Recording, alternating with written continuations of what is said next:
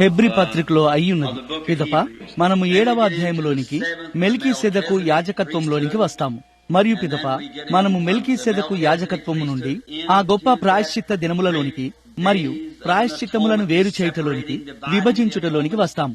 తరువాత ఆ గొప్ప విశ్వాస అధ్యాయములోనికి ఆ 11వ అధ్యాయములోనికి వస్తాము మరియు 12వ అధ్యాయములోనికి వస్తాము. ప్రతి భారమును ప్రక్కకు పెట్టుట మరియు 13వ అధ్యాయములోనికి వస్తాము.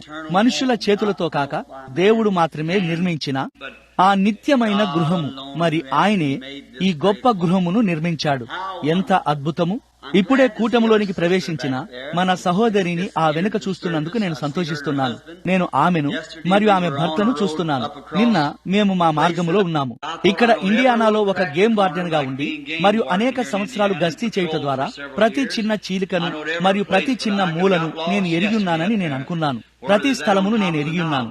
కానీ నిన్న వారున్న ఆ స్థలములో ఆ కొండల మీదుగానున్న ఒక క్రొత్త రోడ్డు మీద నేను దారి తప్పి ఉండేవాణ్ణి. మరియు ఆ స్త్రీ ఊపిరితిత్తులలో క్యాన్సర్ వ్యాధిని కలిగి ఉన్నది. మరియు ప్రభు ఖచ్చితంగా ఆ స్త్రీని స్వస్థపరిచాడు. ఓ, అదంతయు ఎలా వచ్చిందో! మేమక్కడ కూర్చుని ఉన్నాము. సహోదరుడు రాబర్సన్ బహుశా ఈ రోజు అతడిక్కడ ఉండవచ్చును. లోపలనున్న అతని యొక్క భార్యను మరియు సహోదరుడు వుడ్ ను నేను చూస్తున్నాను. మరియు మేము సహోదరుడు రాబర్సన్ మరియు నేను మరియు సహోదరుడు వుడ్ అక్కడ ఒక పాత ట్రక్ లో ఉన్నాము. మరియు మేము ఈ ట్రక్కును తీసుకుని అక్కడ కొండపైకి వెళ్ళాము. మరియు అక్కడ ప్రభు ఖచ్చితంగా క్యాన్సర్ ను చూపించాడు. మరియు పిదప మేము అక్కడ నిలబడి మరియు అది ఆ స్త్రీని విడిచిపెట్టడాన్ని చూశాము. మేము నిలబడి మరియు అది ఆ స్త్రీని విడిచిపెట్టడాన్ని మా కన్నులారా చూశాము. మరియు ఆమె తిరిగి సహోదరుడు వుడ్ యొక్క భార్యకు ఫోన్ చేసి మరియు ఆమె ఆ నల్లటి దానిని ఉమ్మివేయుచున్నదని నాతో చెప్పుచున్నది. మరియు ఈ ఉదయమున ఆమె ఇక్కడ ఉన్నది. ఆమె మరియు ఆమె యొక్క ప్రియమైన భర్త తిరిగి సంఘములో కూర్చొని ఉన్నారు. ప్రభువులో ఒక అద్భుతమైన సమయమును కలిగి ఉంటున్నారు. ఆయన అద్భుతమైన వాడు కాడా? మరియు నాకు తెలియదు, ఇక్కడ చుట్టుప్రక్కల నుండి వచ్చిన ప్రజలకు చెప్తున్నాను. సాధారణంగా ఇక్కడ దర్శనాలు చాలా అరుదుగా సంభవిస్తాయి. ఇది నా గృహమై ఉన్నది మరియు సంఘములో అని నా భావమై ఉన్నది. ఆదివారము ఒక వారము చక్రాల కుర్చీలోనున్న వ్యక్తిని చూచుటకు ఇక్కడ ఎంతమంది ఉన్నారు? గుడ్డివాడు, కుంటివాడు, సమతుల్యత లేనివాడు మరియు మానసిక సంబంధిత నరములు పాడైపోయినవి. మరియు మేయో వారు అతన్ని విడిచిపెట్టేశారు. మరియు వైద్యుడైన నా యొక్క ఒక కేథలిక్ స్నేహితుడు అతన్ని ఇక్కడికి పంపించాడు.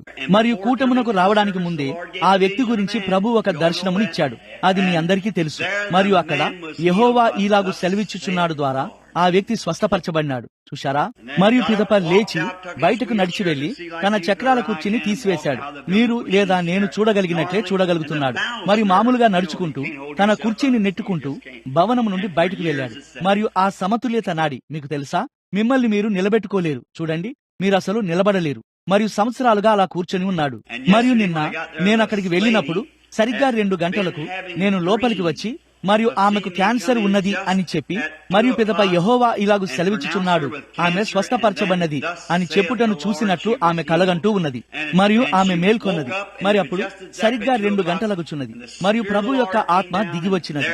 మరియు అక్కడ ఆమె కనిన ఆ కలకు ప్రభు అనువాదమునిచ్చాడు. మరియు సరిగ్గా అక్కడికక్కడే ఎక్కడైతే మేము గమనిస్తూ ఉన్నామో సరిగ్గా అక్కడే ఆమె స్వస్థపరచబడినది. ఎంత అద్భుతము! ఆమె పేరు గుర్తు రావడం లేదు. అదేమిటి? సహోదరి, నీ పేరేమిటి? వాల్టన్. సహోదరి వాల్టన్ ఆ వెనక కూర్చొని ఉన్నది. సహోదరి వాల్టన్, నీవు లేచి నిలబడతావా? నీకు ఎలాగున్నదని నిన్ను అడగాలనుకుంటున్నాను. ఆమేన్. అది మంచిది, బాగుంది మరియు అద్భుతం. మనల్ని ఆ విధంగా దీవించడానికి ఆయన ఎంతో మంచివాడై ఉన్నాడు. కావున దేవుని యొక్క గొప్ప ఆశీర్వాదములు ఎంతో ఎక్కువగా సమృద్ధిగా రావడం కొరకు మనం ఎదురు చూస్తున్నాము. ఒక వైద్యుడు దీనిని ఆమెకు తెలియనివ్వకుండా ఉంచాడు. ఆమె ఒక ప్రక్క నుండి మాత్రమే ఊపిరి పీల్చుకొనుచున్నది అని అతడు ఆమెతో చెప్పాడు. అదేమిటనగా క్యాన్సర్ అంతటా పెరిగిపోయి ఆ ఊపిరితిత్తి యొక్క ఆ ప్రక్క నుండి శ్వాసను ఆపివేసినది. మీరు చూడండి, మీరు ఎక్స్రే ద్వారా క్యాన్సర్ ను చూడలేరు. ఎందుకనగా క్యాన్సర్ అనేది దానికదే ఒక కణమై ఉన్నది మరియు అది జీవ కణమై ఉన్నది. మరియు మీరు కేవలం మీరు అసలు ఒక ఎక్స్రే ద్వారా నేరుగా క్యాన్సర్ ను చూడండి, మీకు అది కనిపించదు. మరియు అయితే ప్రభు నిజంగా మేమక్కడ నిలబడి మరియు స్వయంగా మేమే మా స్వంత కళ్ళతో దానిని గమనించాము. అది కదులుటను గమనించాము మరియు మా స్వంత కళ్ళతో అది వెళ్లిపోవటను చూశాము. కావున దానికై మేము ఎంతో కృతజ్ఞులమై ఉన్నాము. మరియు ఇప్పుడు ఈ వారము మేము వెళ్తుండగా మా కొరకు ప్రార్థించండి. మరియు బుధవారం రాత్రి కూటమి కొరకు బహుశా సహోదరుడు నెవిల్ నేను విడిచిపెట్టిన చోటు నుండి తీసుకుంటాడు. ప్రకటన గ్రంథం యొక్క ఈ గొప్ప వరుసలో ఇప్పుడు దానిని తప్పిపోకండి. ఎంతో ప్రార్థన అర్పించబడి ఉన్నదని నాకు తెలుసు, మరియు దేవుడు ప్రార్థనను ఆలకిస్తాడని మనకు తెలుసు.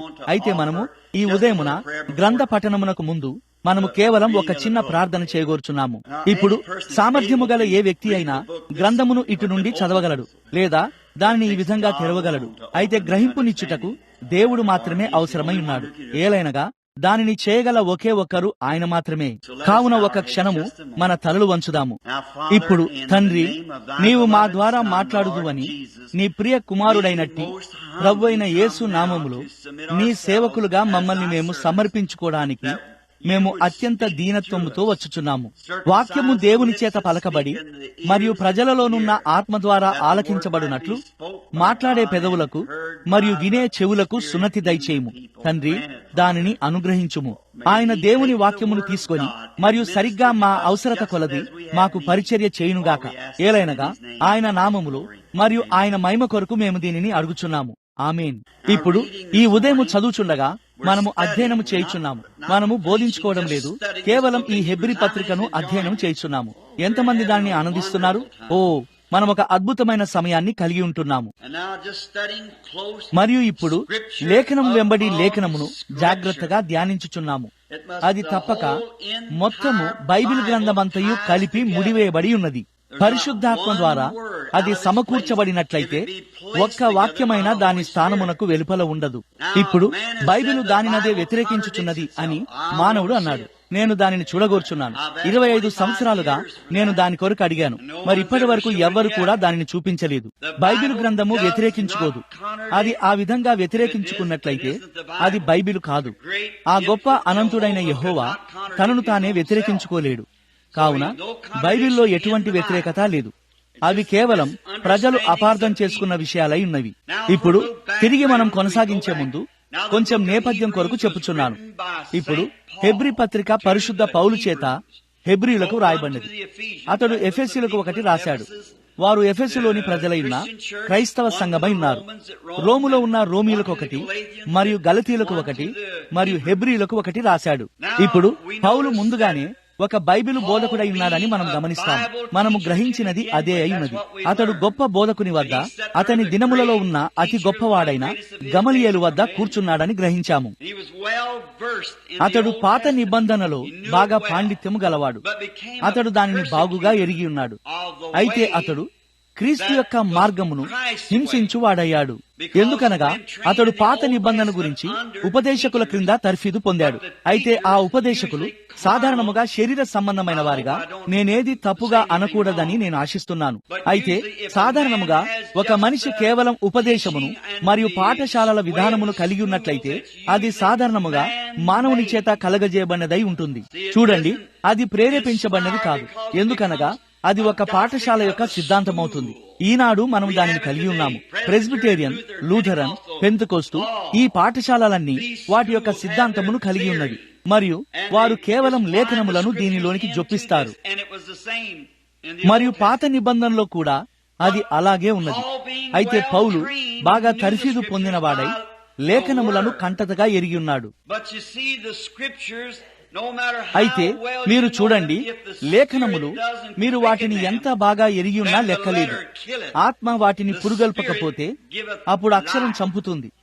ఆత్మ జీవమును ఇస్తుంది. చూడండి, అది ఆత్మ ద్వారా తప్పగా పురుగొల్పబడాలి లేదా బ్రతికించబడాలి. ఆత్మ వాక్యమును బ్రతికించి మరియు దానిని మీకు వాస్తవం చేయని ఎడల అప్పుడు అక్షరం కేవలం మేధస్సంబంధమైనదే అవుతుంది. అందుచేతనే ఈనాడు అనేక మంది ఒప్పుకొనిన క్రైస్తవులను లేదా క్రైస్తవులమని పైకి చెప్పుకునే వారిని మనం కలిగి ఉన్నాము.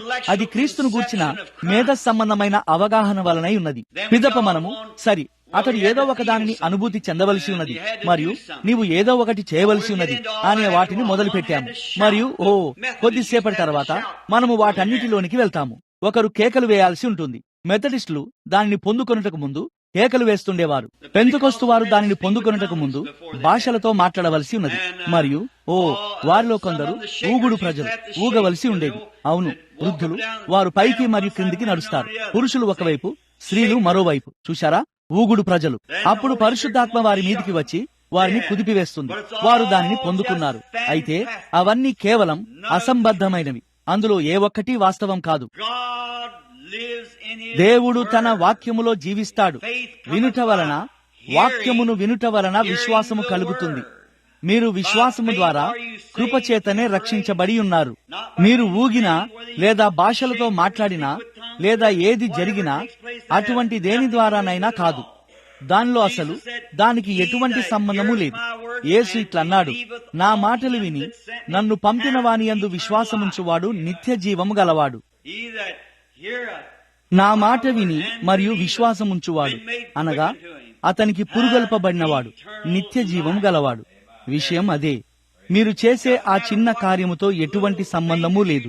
ఇప్పుడు ఊగుటకు లేదా భాషలతో మాట్లాడుటకు లేదా వణుకుటకు, ఆ కేకలు వేయుటకు నేను వ్యతిరేకిని కాదు. అది సరియే, అది మంచిదే. కానీ అవి కేవలం గుణలక్షణాలై ఉన్నవి. చూశారా? నేను మీకు ఒక చెట్టు మీద నుండి ఒక యాపిల్ పండును ఇవ్వగలను మరియు మీరింకనూ ఆ చెట్టును కలిగి ఉండలేరు. చూశారా? అది గుణలక్షణములై ఉన్నవి. అబద్ధమాడటం, దొంగతనము, మద్యపానము, ధూమపానము, జూదము, వ్యభిచారము అది పాపము కాదు. అవి అవిశ్వాసం యొక్క గుణలక్షణాలై ఉన్నవి. చూశారా? అది నీవు ఒక పాపివి గనక నీవు దానిని చేస్తావు. చూశారా? అయితే మొదటిగా నీవు ఒక పాపివై ఉన్నావు. నీవు నమ్మడం లేదు గనక మరదే నీవు దానిని చేయునట్లు చేస్తుంది. మరియు నీవు నమ్మినట్లయితే అప్పుడు నీవు దానిని చేయవు. అప్పుడు నీవు ప్రేమ, సంతోషము, సమాధానము, దీర్ఘశాంతము, మంచితనము, దయాళుత్వము, సాత్వికము, సహనమును కలిగి ఉంటావు. మరదే పరిశుద్ధాత్మ యొక్క ఫలమై ఉన్నది. చూశారా? కావున మనము చిన్న విషయములను, చిన్న ఉద్రేకములను కలిగి ఉన్నాము. కారణం ఏమిటనగా మానవుడు ఆ పాత స్థిరమైన వాక్యపు మార్గమును తప్పియున్నాడు. అది వాక్యమై ఉన్నది. వినుట వలన విశ్వాసము కలుగును. దేవుడు పౌలును ఎన్నుకున్నాడు. మనుష్యుడు మత్తీయను ఎన్నుకున్నాడు. వారు చీట్లు వేశారు. అయితే అతడెన్నడూ ఏమీ చేయలేదు. అప్పుడు ఒక నిర్ణయం తీసుకోవడానికి వారి సంఘ పెద్దలను ఎన్నుకొని మరియు వారి బోధకులను వివిధ స్థలములకు పంపడానికి సంఘము ఎటువంటి అధికారమును కలిగి ఉన్నదని అది చూపిస్తుంది. అది చాలాసార్లు శరీర సంబంధంగానే ఉన్నది. ఒక వ్యక్తిని దేవుడు ఎక్కడికి వెళ్ళమని నడిపిస్తాడో అతడిని అక్కడికే వెళ్ళనివ్వండి. నేను దాన్ని ఇష్టపడతాను. ఒక సమావేశంలో ప్రజలు కేవలం ఇట్లు చెప్పినట్లయితే, సరి, ఇక్కడ ఒక మంచి సంఘమున్నది, ఈ సహోదరుడు ఒక చక్కని సంఘమును నిర్మించాడు, మరి మేము ఒక చిన్న ప్రియమైన వాణ్ణి కలిగి ఉన్నాము. వారు అతన్ని ఈ సంఘమునకు పంపుతారు. వారు తమను తామే చంపుకొంటున్నారని వారు గ్రహించరు. చూశారా? మొదటి విషయం ఏమిటంటే, ఈ వ్యక్తి అక్కడికి వెళ్ళినట్లయితే అతడు ఆ వ్యక్తి యొక్క స్థానమును భర్తీ చేయలేడు. అప్పుడు వారు ఎవరో ఒక ప్రియమైన వానికి మద్దతునిచ్చుటకు ప్రయత్నిస్తూ కేవలం సంఘమును బలహీనపరుస్తారు. అది ఎల్లప్పుడూ ఆ విధంగానే ఉండినది. అయితే స్థానిక సంఘం యొక్క ఆధిపత్యమును నేను నమ్ముతాను. అవును, ప్రతి సంఘమును దాని స్వంత ఎన్నికను చేసుకోనివ్వండి. దాని యొక్క సంఘ కాపర్లను, దాని యొక్క సంఘ పెద్దలను, దాని యొక్క దేనినైనా గాని ఎన్నుకోనివ్వండి. మరియు పిదప ఆ విధంగా అక్కడున్న వ్యక్తి అతనిపై ఏ బిషపును కలిగి ఉండడు. పరిశుద్ధాత్మ ఆ సంఘముతో ఏదైనా మాట్లాడగోరుచున్న ఎడల వారు దీనిని చేయవచ్చా లేదా దానిని చేయవచ్చా అని వారు ఎవరిని అడగవలసిన అవసరం లేదు. అది పరిశుద్ధాత్మతో సంబంధములో ఉన్న ఒక వ్యక్తి అయి ఉన్నాడు. బైబిల్ గ్రంథములో ఒక స్థానిక సంఘమునకు ఒక స్థానిక సంఘ పెద్ద కంటే గొప్పది ఏమున్నదో బైబిల్ ద్వారా నాకు చూపించండి. అది నిజము. అవునయ్యా, స్థానిక సంఘం యొక్క సార్వభౌమాధికారం ప్రతి సంఘము దానికదే కలిగి ఉన్నది. ఇప్పుడు సహోదరత్వం అది అద్భుతమైనదే. సంఘములన్నీ అటువంటి సహోదరత్వములో ఏకముగా ఉండవలసి ఉన్నది. అయితే స్థానిక సంఘం యొక్క సార్వభౌమాధికారము గమనించండి. పౌలు ఒక ఉపదేశకుడైన బోధకుడై ఉండి బాగుగా తర్ఫీదు పొందినవాడై ఒక దినమున ఈ నూతన మార్గములోనున్న ప్రజలను బంధించుటకు దమస్కునకు వెళ్ళు దారిలో ఉన్నాడు. ఇప్పుడు అతడు యథార్థవంతునిగానే ఉన్నాడు. నీ యథార్థతను బట్టి దేవుడు నీకు తీర్పు తీర్చడు. అన్యజనుల కంటే యథార్థవంతులైన ప్రజలను నేను ఎన్నడూ చూడలేదు. వారిలో అనేకులు ఒక విగ్రహమునకు బలి అర్పణ నిమిత్తము వ్యర్థముగా వారి స్వంత పిల్లలనే చంపివేస్తారు. విషయం యథార్థత కాదు. ఒక మనిషి అతడు వేరే దేనినో త్రాగుతున్నాడని అనుకుంటూ యథార్థంగానే ఫినాయిల్ ను త్రాగగలడు. యథార్థత నిన్ను రక్షించదు. ఒకని మార్గము వాని దృష్టికి యథార్థముగా కనపడును, అయినను తుదకు అది మరణమునకు చేరును. స్టెఫెనును రాళ్లతో కొట్టమని తన స్వంత అధికారములో అతడు సాక్ష్యమిచ్చినప్పుడు పౌలు యథార్థవంతునిగానే ఉన్నాడు. తరువాతి సంవత్సరాలలో పౌలు యొక్క క్షమాపణను నేను ఇష్టపడతాను. అతడిట్లు చెప్పాడు, శిష్యుడుగా పిలువబడుటకు లేదా అపోస్తులుడని పిలువబడుటకు నేను యోగ్యుడను కాను. ఏలైనగా నేను సంఘమును మరణమగునంతగా హింసించాను యథార్థతతోనే. మరియు అక్కడికి వెళ్తుండగా అతని మార్గములో ఒక అనుభవమును అతడు ఎదుర్కొన్నాడు. పరిశుద్ధాత్మ ఒక పెద్ద అగ్నిస్తంభములో వచ్చి మరి అది అతనికి గ్రుడ్డితనము కలగజేసినది. ఇప్పుడు మనము దాని గుండా వెళ్ళాము. ఆ అగ్నిస్తంభము క్రీస్తే. మరియు ఆయన అరణ్యము గుండా పిల్లలను నడిపించిన అదే అగ్నిస్తంభమై ఉన్నాడు. క్రీస్తు దేవుడై ఉన్నాడు మరియు దేవుడు క్రీస్తై ఉన్నాడు. దేవుడు శరీరధారి అయి ప్రభువైన యేసు యొక్క శరీరములో నివసించాడు. ఆయన ఏమై ఉన్నాడో చూపించుచు దేవుడు క్రీస్తులో ఉండి లోకమును తనతో సమాధానపరుచుకొంచున్నాడు. ఇక్కడ వెనుక బైబిల్ గ్రంథములో మునుపటి వచనములలో మనమిట్లు చదువుచున్నాము. ఆయన దేవదూతల కంటే తనను తాను తక్కువ వానిగా చేసుకున్నాడు. దేవదూతల రూపము ధరించుకోలేదు గాని శరీరాకారమును ధరించి ఉన్నాడు. దేవదూతలు పడిపోలేదు, వారికి ఎటువంటి విమోచన అవసరం లేదు.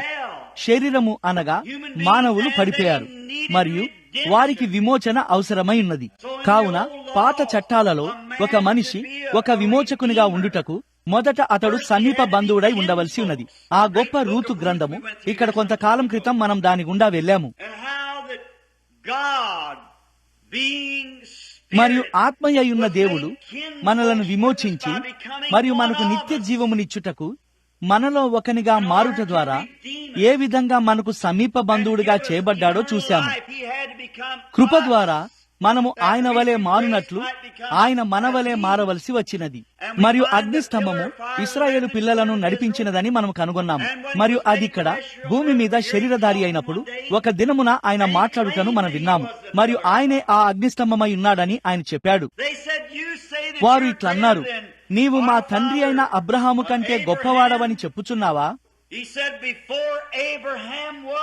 ఆయన ఇట్లు చెప్పాడు, అబ్రహాము పుట్టక మునిపే నేను ఉన్నాను. ఆ ఉన్నవాడు ఎవరు? మండుచున్న పొదలోనున్న ఆ అగ్నిస్తంభమే. అది ప్రతి తరము గుండా ఒక మారని జ్ఞాపకార్థమై ఉన్నది.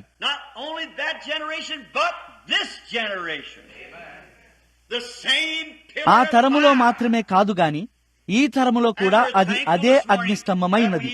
మరియు ఆయన మారలేదని మనము ఈ ఉదయం దాని యొక్క చిత్రమును కూడా కలిగి ఉన్నందుకు మనము కృతజ్ఞులమై ఉన్నాము. ఆయనే అమర్త్యుడు, నిత్యుడు, ధన్యుడునై ఉన్నాడు. ఆయన అప్పుడు చేసిన అవే కార్యములను ఇప్పుడును చేస్తాడు. మరియు అది మనకు ఎంత సంతోషాన్ని కలగజేస్తుంది కదా. అయితే పౌలు ఈ అనుభవమును అంగీకరించక ముందు ప్రభు యొక్క దూత అగ్నిస్తంభమై ఉన్నాడని ఎరిగి ఉండగా మరది క్రీస్తే. మంచిది, ఆయనే ఆ నిబంధన దూతయ్య ఉన్నాడు. మరది క్రీస్తే. మోషే శ్రేష్టముగా ఆలోచించాడు. అదేమిటనగా ఐగుప్తు ధనమంతటి కంటే క్రీస్తు యొక్క ప్రజలతో కూడా బాధలను అనుభవిస్తూ క్రీస్తు ద్వారా నడిపించబడుటని ఎన్నుకున్నాడు. అగ్నిస్తంభము రూపములో ఉన్న క్రీస్తును అతడు వెంబడించాడు. పిదప తాను భూమి మీద ఉన్నప్పుడు క్రీస్తు ఇట్లన్నాడు, నేను దేవుని యొద్ద నుండి వచ్చాను, నేను దేవుని యొద్దకు తిరిగి వెళ్ళుచున్నాను. ఆయన యొక్క మరణము, సమాధి, పునరుత్థానము తర్వాత మధ్యవర్తిత్వము చేయుటకు మహోన్నతిని కుడిపార్శ్వమున మహిమపరచబడిన శరీరముగా కూర్చొని ఉన్నాడు. మరలా పౌలు ఆయనను అగ్నిస్తంభముగా చూశాడు. దాదాపుగా అతని కన్నులను పోగొట్టి అతడిని గుడ్డితనముతో మొత్తిన ఒక వెలుగై ఉన్నది. ఆయన ఒక వెలుగుగా చెరసాలలోనికి వచ్చుటను పేతురు చూశాడు. మరియు అతడు బయటకు వెలుచుండగా అతని ఎదుట తలుపులు తెరుచుటను చూశాడు. ఆయనే అల్ఫా మరియు ఒమేగా అయి ఉన్నాడని, మొదటివాడును కడపటివాడునై ఉన్నాడని మనం కనుగొన్నాము. మరియు అప్పుడు ఆయన చేసిన అవే కార్యములను చేయుచు ఈనాడు ఆయన ఇక్కడ మనతో ఉన్నాడు. తిరిగి తనను తాను మనకు కనబరుచుకుంటూ శాస్త్రీయ ప్రపంచానికి దానిని చూపించుచున్నాడు. ఓ భూమి మీద అంధకారము మరియు గందరగోళము ఉన్నటువంటి ఈ గొప్ప గడియలో ఆనందిస్తున్నందుకు, ఎరిగి ఉన్నందుకు భూమి అన్నంతటిలో మనమే అత్యంత సంతోషకరమైన ప్రజలుగా ఉండవలసి ఉన్నాము. అన్ని వేళలా ప్రజలు గందరగోళమైపోయి ఉండగా మరియు భూమి మీద అన్ని రకములైన ఇజములు ఉండగా, మరి అయినను ఈ దినమున అసలైన సజీవుడైన దేవుడు తన వాక్యము ద్వారా మరియు ఆయన యొక్క దృశ్యమైన రుజువు ద్వారా ఆయన ఇక్కడ మనతో ఉన్నాడని మనకు చూపించుచున్నాడు. సరిగ్గా ఆయన ఎప్పుడు చేసినట్లే పనిచేయుచు, కదలాడుచు, జీవించుచు, ప్రవర్తించుచున్నాడు. దీనిని కలిగి ఉండుటకు మనము ఎంతటి భాగ్యవంతులమైన ప్రజలమై ఉన్నాము కదా. మనము అటువంటప్పుడు బైబిల్ గ్రంథము 2వ అధ్యాయంలో ఇట్లు చెప్పినది, మనము ఈ సంగతులను గట్టిగా పట్టుకోవలెను. ఎందుకనగా ఇంత గొప్ప రక్షణను మనం నిర్లక్ష్యము చేసిన ఎడల మనం ఎలాగూ తప్పించుకొందుము. ఇప్పుడు మనము దీనిని కనుగొన్నాము. పౌలు ఆ అనుభవమును అంగీకరించుటకు ముందు ఇప్పుడు మనము మళ్ళీ చెప్పుకొనుచున్నాము. ఇప్పుడు సంగమా, మీరు ఎటువంటి అనుభవమును కలిగి ఉన్నప్పటికీ నేను మిమ్మల్ని ఒకటి అడగగోరుచున్నాను. అది ఎంత చక్కగా కనిపించినా గాని, అది ఎంత వాస్తవంగా అనిపించినా గాని, అది మొదటిగా తప్పకుండా బైబిల్ ద్వారా పరీక్షించబడవలసి ఉన్నది. ఎల్లప్పుడూ వాక్యములో ఉండవలసి ఉన్నది. ఏ విధమైన అనుభవం కొరకైనా గాని దానిని ఎన్నడూ విడిచిపెట్టకండి. మరియు పౌలు అతడు దానిని అంగీకరించుటకు ముందు అతడు అరేబియాకు వెళ్లి మరియు 3 సంవత్సరాలు అక్కడ ఉన్నాడు. వాక్యముతో ఈ అనుభవమును పరీక్షించుచున్నాడు. మరియు అతడు తిరిగి వచ్చినప్పుడు అతడు నిశ్చయతతో ఉన్నాడు. ఏదియు అతన్ని కలవరపరచలేకపోయినది. ఎందుకనగా అతడు వాక్యముపై దృఢంగా కదల్చబడలేకుండా ఉన్నాడు. మరియు పాత నిబంధనలో పలకబడిన ఆ గొప్ప సంగతులు యేసుక్రీస్తులో ప్రత్యక్షపరచబడినవని ఆ హెబ్రీయులకు చూపించుటకు అతడు దీనిని తీస్తున్నాడు. ఎటువంటి మహిమ కదా. ఇప్పుడు గడిచిన ఆదివారము లేదా గడిచిన బుధవారము నెవిల్ సహోదరుడు ఇక్కడ 5వ అధ్యాయంలో కొన్ని ఉన్నతమైన చోట్లు తాకాడు. ఎందుకనగా అది ఒక అద్భుతమైన అధ్యాయమై ఉన్నది. మరియు పోయిన ఆదివారము అతడు 4వ అధ్యాయముపై సబ్బాతును ఆచరించడముపై వ్యవహరించుటను మనం కనుగొన్నాము. సబ్బాతును ఆచరించడం అనగా ఏమిటో మీకు తెలుసని ఈ ఉదయం మీరు నిశ్చయతను కలిగి ఉన్నారా? మీరు కలిగి ఉన్నట్లయితే ఆమేన్ అని చెప్పండి. సబ్బాతు అనగా మనము ప్రవేశించే విశ్రాంతి అయి ఉన్నది. దినముల ద్వారా కాదు, ధర్మశాస్త్రము ద్వారా కాదు, కానీ మన సబ్బాత్ అయ్యున్న క్రీస్తులోనికి ప్రవేశించుట ద్వారా అయి ఉన్నది. ఆయనే మన సబ్బాతు. మనము పాత నిబంధన అంతటిలో జాగ్రత్తగా ధ్యానించి మరియు వాక్యము ఆజ్ఞ వెంబడి ఆజ్ఞ, సూత్రం వెంబడి సూత్రము వలె వచ్చునట్టి ఒక కాలము వస్తుందని చూపించాము. మరియు పెంతెకోస్తు దినమున మనము ఆయన యొక్క విశ్రాంతిలోనికి ప్రవేశించామని ఆయన రుజువు చేశాడు. ఏలైనగా అలసిన వానికి విశ్రాంతి కలగజేయునది ఇదే, ముగించునది ఇదే. మనం ఇట్లు కనుగొన్నాము. అదేమిటనగా 7వ దినమును గూర్చి దావీదులో దేవుడు ఒక దినమును నిర్ణయించాడు మరియు దేవుడు 7వ దినమున విశ్రాంతి పొందాడు. అరణ్యములో ఆ ఇశ్రాయేలు పిల్లలకు దానినిచ్చాడు. మరియు మరలా ఆయన ఒక దినమును నిర్ణయించాడు. అది ఏ దినము? వారములో ఒక ఫలానా దినమా? మీరు ఆయన స్వరమును వినిన దినమున మీ హృదయమును కఠినపరచుకొనకుడి. మీకు ఒక నిత్యమైన విశ్రాంతిని, ఒక నిత్యమైన సబ్బాతును ఇచ్చుటకు ఆయన ప్రవేశించుచున్న దినము అదే అయ్యున్నది. అప్పుడు మీరు భక్తిపరులుగా మారడానికి ఆదివారమున సంగమునకు వెళ్లరు. మీరు దేవుని ఆత్మ ద్వారా జన్మించినప్పుడు మీరు ఎప్పటికీ విశ్రాంతిలోనికి ప్రవేశిస్తారు. సబ్బాతును పాటించడం ఇక ఎంత మాత్రమూ ఉండదు. మీరు స్థిరముగా ఎప్పటికీ మరియు నిత్యము సబ్బాతులో ఉన్నారు. మీ యొక్క లోక సంబంధమైన కార్యములు ముగించబడినవి అని బైబిల్ చెప్పుచున్నది. మరియు మీరు ఈ ధన్యకరమైన విశ్రాంతిలోనికి ప్రవేశించి ఉన్నారు. ఈ మొదటి 5 అధ్యాయములు యేసును ప్రధాన యాజకుని స్థానములో ఉంచుచున్నది. దేవుడు నానా సమయములలోను నానా విధములుగాను ప్రవక్తల ద్వారా పితరులతో మాట్లాడి ఉన్నాడు. కాని ఈ అంత్య దినమున తన కుమారుడైన యేసు ద్వారా మాట్లాడుచున్నాడు. 1వ అధ్యాయము 1వ వచనము.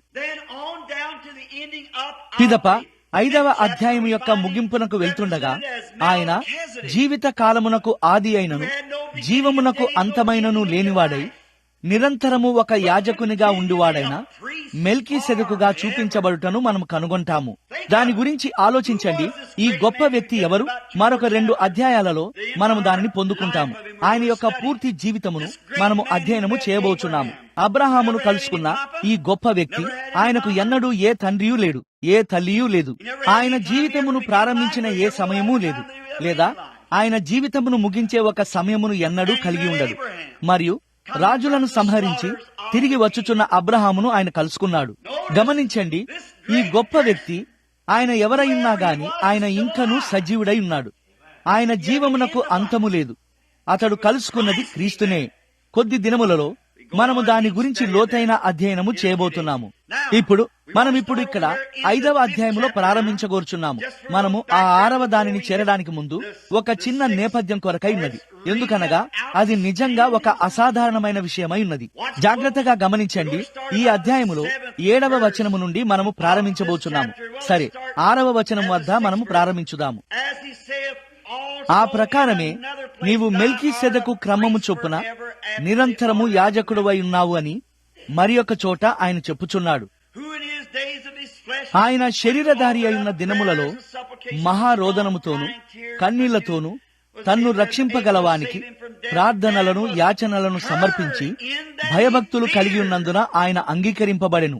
ఆయన కుమారుడయుండియు తాను పొందిన శ్రమల వలన విధేయతను నేర్చుకొనెను. ఇప్పుడిక్కడే ఈ 9వ వచనం వద్దకే నేను రాగోర్చున్నాను. వినండి. బుధవారము సహోదరుడు నెవిల్ దీనిని ప్రస్తావించాడని నేను అనుకుంటున్నాను. నేనిక్కడ లేను. మంచిది, వినండి.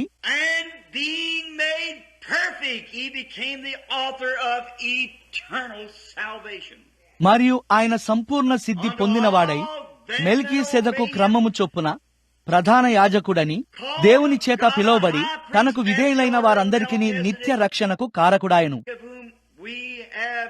ఈయన గూర్చి మేము చెప్పవలసిన అనేక సంగతులు కలవు. మనము దానిని అక్కడ వదిలేద్దాము. ఎందుకనగా కొన్ని రాత్రులలో మనము మెల్కీసెదకును తీసుకొనబోచున్నాము. ఇప్పుడు మనము దీనిపై మన సాధారణ అధ్యాయమును ప్రారంభించబోచున్నాము. నేను కోరుచున్నాను, ఒక్క క్షణము దీనిలో ఆ మిగతా దానిని ఆ 11వ వచనమును నేను చదువుతాను. ఆయన గూర్చి మేము చెప్పవలసిన అనేక సంగతులున్నవి, మీరు వినుటకు మందులైనందున వాటిని విశదపరచుట కష్టము. ఏలైనగా కాలమును బట్టి చూస్తే మీరు బోధకులుగా ఉండవలసిన వారై ఉండగా దేవోక్తులలో మొదటి మూలపాఠములను ఒకడు మీకు మరలా బోధింపవలసి వచ్చెను. మీరు పాలు త్రాగవలసిన వారే గాని బలమైన ఆహారము తినగలవారు కారు. ఏలైనగా పాలు త్రాగు ప్రతివాడును శిశువే గనక నీతి వాక్య విషయములో అనుభవము లేనివాడై ఉన్నాడు. ఓ పరిశుద్ధాత్మ ఇప్పుడు దానిని నేరుగా మీ అంతరంగములోనికి తీసుకువెళ్లాడని నేను ఆశిస్తున్నాను.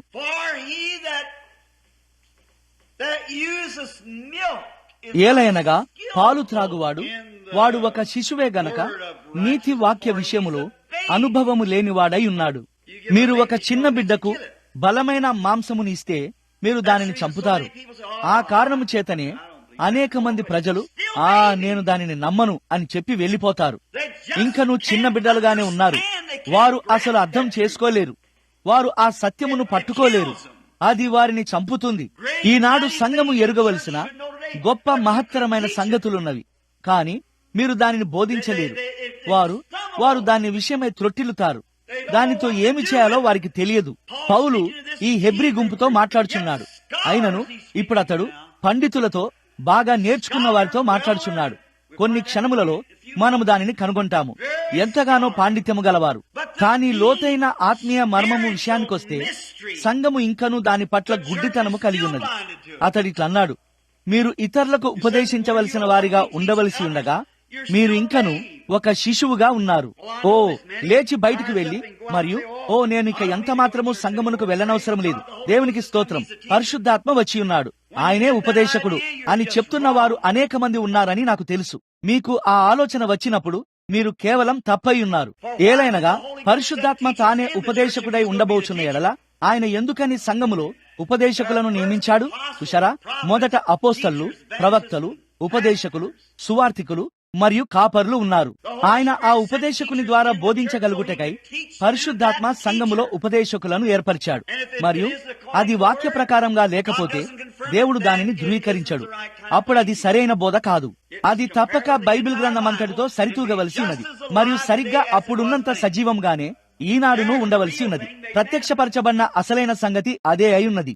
ఇప్పుడు గమనించండి, వయస్సు వచ్చిన వారు అభ్యాసము చేత మేలు కీడులను వివేచించుటకు సాధకము చేయబడిన జ్ఞానేంద్రియములు కలిగి ఉన్నారు గనక బలమైన ఆహారము వారికే తగును. వివేచన ద్వారా ఏది ఒప్పు మరియు ఏది తప్పు అని తెలుసుకోండి. ఇప్పుడు గమనించండి, ఇప్పుడు మన పాఠమును ప్రారంభిస్తున్నాము. ఇప్పుడు ఈ గొప్ప నేపథ్యము 1వ వచనమును మనం తీసుకుందాము. కాబట్టి క్రీస్తును గూర్చిన మూలోపదేశము మాని, అతడు ఏమి చెప్తున్నాడు? ఈ మొదటి 5 అధ్యాయములన్నీ ఆయన ఎవరై ఉన్నాడో చూపించుటకు క్రీస్తుపై కేంద్రీకృతము చేయబడినవి. ఇప్పుడు మనము క్రీస్తును గూర్చిన ఆ మూలోపదేశములను విడిచిపెట్టుచున్నాము. ఆయన ఏమై ఉన్నాడని మనము కనుగొన్నాము. ఆయన శరీరములో ప్రత్యక్షపరచబడిన ఆ గొప్ప యెహోవా దేవుడని మనం కనుగొన్నాము. మనము ఆయనను ఒక ప్రవక్తగా కాదు గాని శరీరమందు దైవత్వం యొక్క సంపూర్ణత అయి ఉన్నాడని కనుగొన్నాము.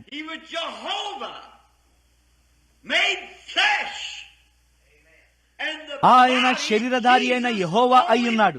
మరియు యేసు అనే శరీరము కేవలం ఆయనకు గుడారముగా ఉన్నది. దేవుడు మానవునిలో నివసించుట, దేవుడు తన స్వంత కుమారుని యొక్క కన్యక జన్మ ద్వారా మానవునితో సమాధానపరుచుకొనుచున్నాడు. మరియు యెహోవా ఆ ఆత్మ ఆయనలో నివసించాడు. ఇప్పుడు దైవత్వమును గూర్చిన ఉపదేశము ఎంతమందికి గుర్తున్నది? మనము వెనుకకు వెళ్లి మరియు దేవుడు భిన్నమైన ఆత్మ ఎంతటితో ఆ గొప్ప వర్షధనుసు వలె ఉండుటను ఏ విధంగా కనుగొన్నామన్నది ఎంతమందికి గుర్తున్నది? మరియు పిదప దేవుని నుండి లోగాస్ బయటకు వెళ్ళినది, మరదే థియోఫనిగా మారినది, మరియు అది ఒక మానవుని రూపములో ఉండి ఉన్నది. మరియు మోషే బండ సందులో ఉండి అది దాటి వెళ్ళుటను చూశాడు. మరియు పిదప ఆ థియోఫని సంపూర్ణముగా మానవ శరీరముగా చేయబడినది క్రీస్తే. మరియు ఆయన కృప ద్వారా మనము నిత్య జీవమును కలిగి ఉన్నామని మనం ఎట్లు కనుగొన్నాము గదా. ఇప్పుడు ఎప్పటికీ అనే పదము అనగా అర్థము కొంత దూరము వరకు, కొంత సమయము వరకు. బైబిల్ గ్రంథములో ఇట్లు చెప్పబడినది, ఎప్పటికీ మరియు ఎప్పటికీ ఒక సంయోగము. అయితే ఎప్పటికీ అంటే అర్థము కేవలం ఒక సమయం, కానీ నిత్యత్వం అనగా ఎన్నటెన్నటికీ అని అర్థము. మరియు ఆరంభమును కలిగి ఉన్నది మాత్రమే అంతమును కలిగి ఉంటుంది, కానీ ఆరంభము లేని వాటికి అంతము లేదు. కావున దేవునికి ఆదియు లేదు మరియు ఆయనకు అంతమును లేదు. మరియు కాబట్టి అందుచేత మెల్కీసెదకు ఒక మనిషి వలెనున్న ఆ గొప్ప యాజకుడు, ఆయనకు ఆదియు లేదు మరియు ఆయనకు అంతమును లేదు.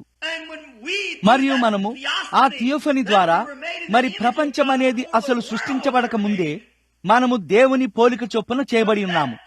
ఆ థియోఫనీ శరీరధారి అయి మన మధ్య నివసించినప్పుడు,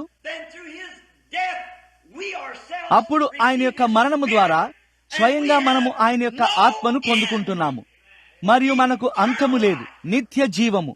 దేవదూతలు కాదు గాని స్త్రీలు మరియు పురుషులు. ఓ, నేను ఏదో ఒక విధంగా నా జనులు దానిని పట్టుకునే ఒక విధానములో నేను దానిని చెప్పగలిగితే చాలును. మీరు ఎన్నడూ ఒక దేవదూత కాలేరు. దేవుడు దేవదూతలను చేశాడు, అయితే దేవుడు మనిషిని చేశాడు. మరియు దేవుడు చేసేది దేవుని నుండి వచ్చినదై ఉన్నది. మరి దేవుడెంత నిత్యుడో అది కూడా అంతే నిత్యమైనదిగా ఉన్నది. మరియు మానవుడు తన సృష్టికర్త ఎంత నిత్యుడో అతడు కూడా అంతే నిత్యుడు. ఎందుకనగా అతడు నిత్యత్వము నుండి తయారు చేయబడ్డాడు. అయితే పాపమునకు అంతమున్నది, బాధలకు అంతమున్నది. కావున అక్కడ నిత్యమైన నరకము ఉండజాలదు. ఒక నరకమున్నది, అగ్నిగంధకమున్నది, అది మనకు తెలుసు. కానీ నిత్య నరకం అనేది ఏదియూ లేదు. ఒకే ఒక్క విధమైన నిత్య జీవం ఉన్నది, మరియు అది దేవునికి చెంది ఉన్నది. మీరు ఎన్నటెన్నటికీ బాధను అనుభవించాల్సి ఉన్నట్లయితే మీరు నిత్య జీవమును కలిగి ఉన్నట్లే. నరకమునకు ఒక అంతమున్నది, అది కోట్లాది సంవత్సరాలు కావచ్చును, కానీ అది చివరకు ఒక అంతమునకు వస్తుంది. బైబిల్ గ్రంథము ఎక్కడ కూడా వారు నిత్యము బాధను అనుభవించారు అని చెప్పలేదు. ఇట్లు చెప్పబడినది, ఎప్పటికీ మరియు ఎప్పటికీ. యోనా కూడా తాను తిమింగలము కడుపులో ఎప్పటికీ ఉన్నాడని అనుకున్నాడు. ఎప్పటికీ అనున్నది ఒక దూరమును లేదా ఒక కాల పరిమితిని కలిగి ఉన్నది. అయితే నిత్యత్వము అనున్నది శాశ్వతమైనది, దానికి ఆది అయినా లేదా అంతమైనా లేదు. అది ఒక గుండ్రము వంటిది, ఒక వృత్తము వంటిది. మరియు మన కాలము గడుచుచున్న కొద్దీ మనము కేవలం దేవుని యొక్క గొప్ప ఉద్దేశముల చుట్టూ తిరుగుతున్నాము.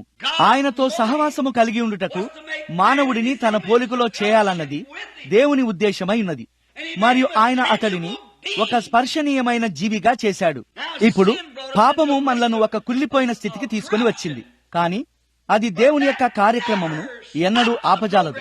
మరియు పాపి అయిన స్నేహితుడా, ఈ రోజు నీవు దేవుని యొక్క ఆత్మ ద్వారా తిరిగి జన్మించనట్లయితే నీవు ఎక్కడో ఒక చోట ఒక అంతమును కలిగి ఉన్నావు.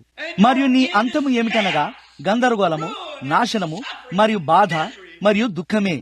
కాని ప్రభువైన యేసునందు విశ్వాసముంచి మరియు ఆయననే మీ వ్యక్తిగత రక్షకునిగా అంగీకరించిన మీకు దేవుడు ఎంత నిత్యుడో అది కూడా అంతే నిత్యమైనది. మీకు అంతము లేదు. నేను వారికి నిత్యమైన జోయిని, దేవుని యొక్క స్వంత జీవమును ఇచ్చుచున్నాను. మరియు వారు ఎన్నడూ నశించరు లేదా తీర్పులోనికి కూడా రారు, అయితే మరణము నుండి జీవములోనికి దాటి ఉన్నారు. ఆయన అదే అయి ఉన్నాడు. దాని కొరకే ఆయన వచ్చాడు. ఇప్పుడు యేసు ఆయన యొక్క యాజకత్వమునకు సంబంధించిన ఆయన యొక్క రాకడలో కేవలం ఒక సానుభూతి కొరకు రాలేదు.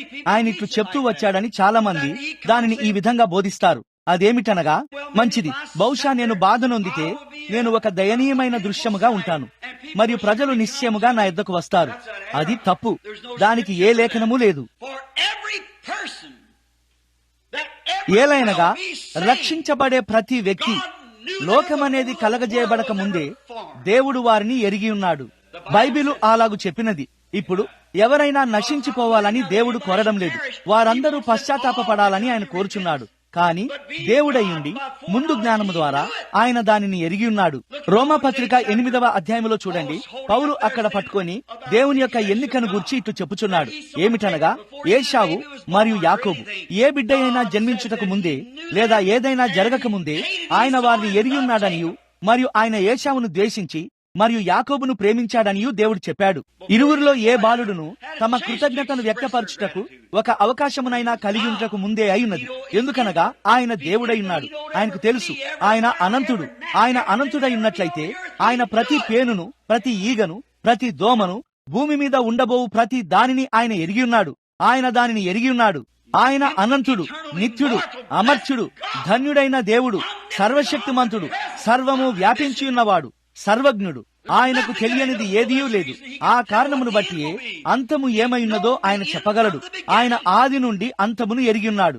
ప్రవచనాత్మకమైనది కేవలం ఆయన యొక్క జ్ఞానమే. ఆయనే ప్రధాన న్యాయవాది. ఆయనే న్యాయాధిపతి అయి ఉన్నాడు. మరియు ఆయన తన జ్ఞానములో కొంత ఆ న్యాయవాదికి చెప్తాడు. మరియు ప్రవచనము అనగా అదియే దానిని ముందుగా చెప్పగలదు. ఎందుకనగా ఏమి జరగబోచున్నదో ఆయనకు తెలుసు.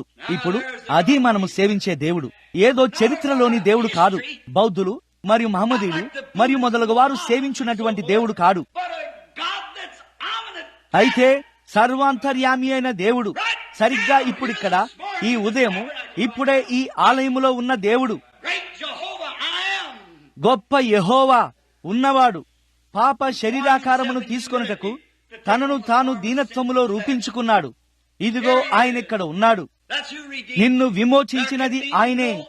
ఏ ఇతరులు ఎక్కడా కూడా ఏ సమయములో కూడా దానిని చేయలేరు. దేవుడు అక్కడ పైన 3 వ్యక్తులను కలిగి ఉండి మరియు వారిలో ఒకరిని అనగా తన కుమారుడిని పంపించడం కాదు. అది స్వయంగా దేవుడే ఒక కుమారుని రూపంలో వచ్చుటయ్యున్నది. ఒక కుమారునికి ప్రారంభం ఉంటుంది మరియు ఆ కుమారుడు ఒక ప్రారంభమును కలిగి ఉన్నాడు. దాని గురించి ప్రియమైన క్యాథలిక్ ప్రజలారా, మా విశ్వాసం యొక్క వాస్తవాలు అనే మీ పుస్తకాన్ని నేను కలిగి ఉన్నాను. అది ఇట్లు చెప్పుచున్నది, దేవుని యొక్క నిత్యమైన కుమారత్వము. మీరు ఆ మాటని ఎలా వ్యక్తపరచబోచున్నారు? మీరు దానిని ఎలా అర్థవంతముగా చేయబోచున్నారు? అది నిత్యమైనదిగా ఎలా ఉంటుంది? అది బైబిల్ కాదు, అది మీ పుస్తకమైనది. నిత్యమైన కుమారత్వము ఆ మాట సరికాదు. ఏలైనగా ఒక కుమారుడు అనబడే దేనికైనా గాని ఒక ప్రారంభమున్నది మరియు నిత్యమైన దానికి ఎటువంటి ప్రారంభము ఉండదు. కాబట్టి అది నిత్యమైన కుమారత్వము కాదు. క్రీస్తు శరీరధారి అయి మన మధ్య నివసించాడు. ఆయన ఒక ప్రారంభమును కలిగి ఉన్నాడు. అది నిత్యమైన కుమారత్వము కాదు. అది నిత్యమైన దైవత్వమై ఉన్నది, కుమారత్వము కాదు. ఇప్పుడు ఆయన మనల్ని విమోచించుటకు వచ్చాడు మరియు ఆయన మనల్ని విమోచించాడు. ఇప్పుడు పౌలు అక్కడికే వచ్చుచున్నాడు. మరి గత పాఠాల ద్వారా మీరు దానిని గ్రహించారని నేను నిశ్చయతను కలిగి ఉన్నాను. ప్రభు చిత్తమైతే ఏదో ఒక సమయములో వచనము వెంబడి వచనము చొప్పున మనము మరలా దానిని చూద్దాము. ఇప్పుడు Therefore, having leaving the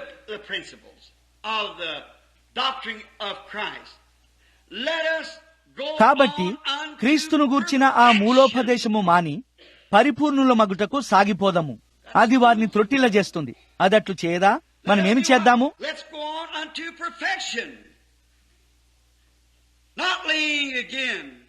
పునాదులు మరలా వేయక పరిపూర్ణుల మగుటకు మనము సాగిపోదము. దీనిని గమనించండి. పరిపూర్ణత అనే ఈ మాటను మనం తీసుకుందాము. మీరు దేవుని సన్నిధిలో నిలబడుటకు ఒకే ఒక మార్గమున్నదని మీకు తెలుసా? అది పరిపూర్ణత అయ్యున్నది. దేవుడు అపవిత్రమైన కార్యములను సహించలేడు.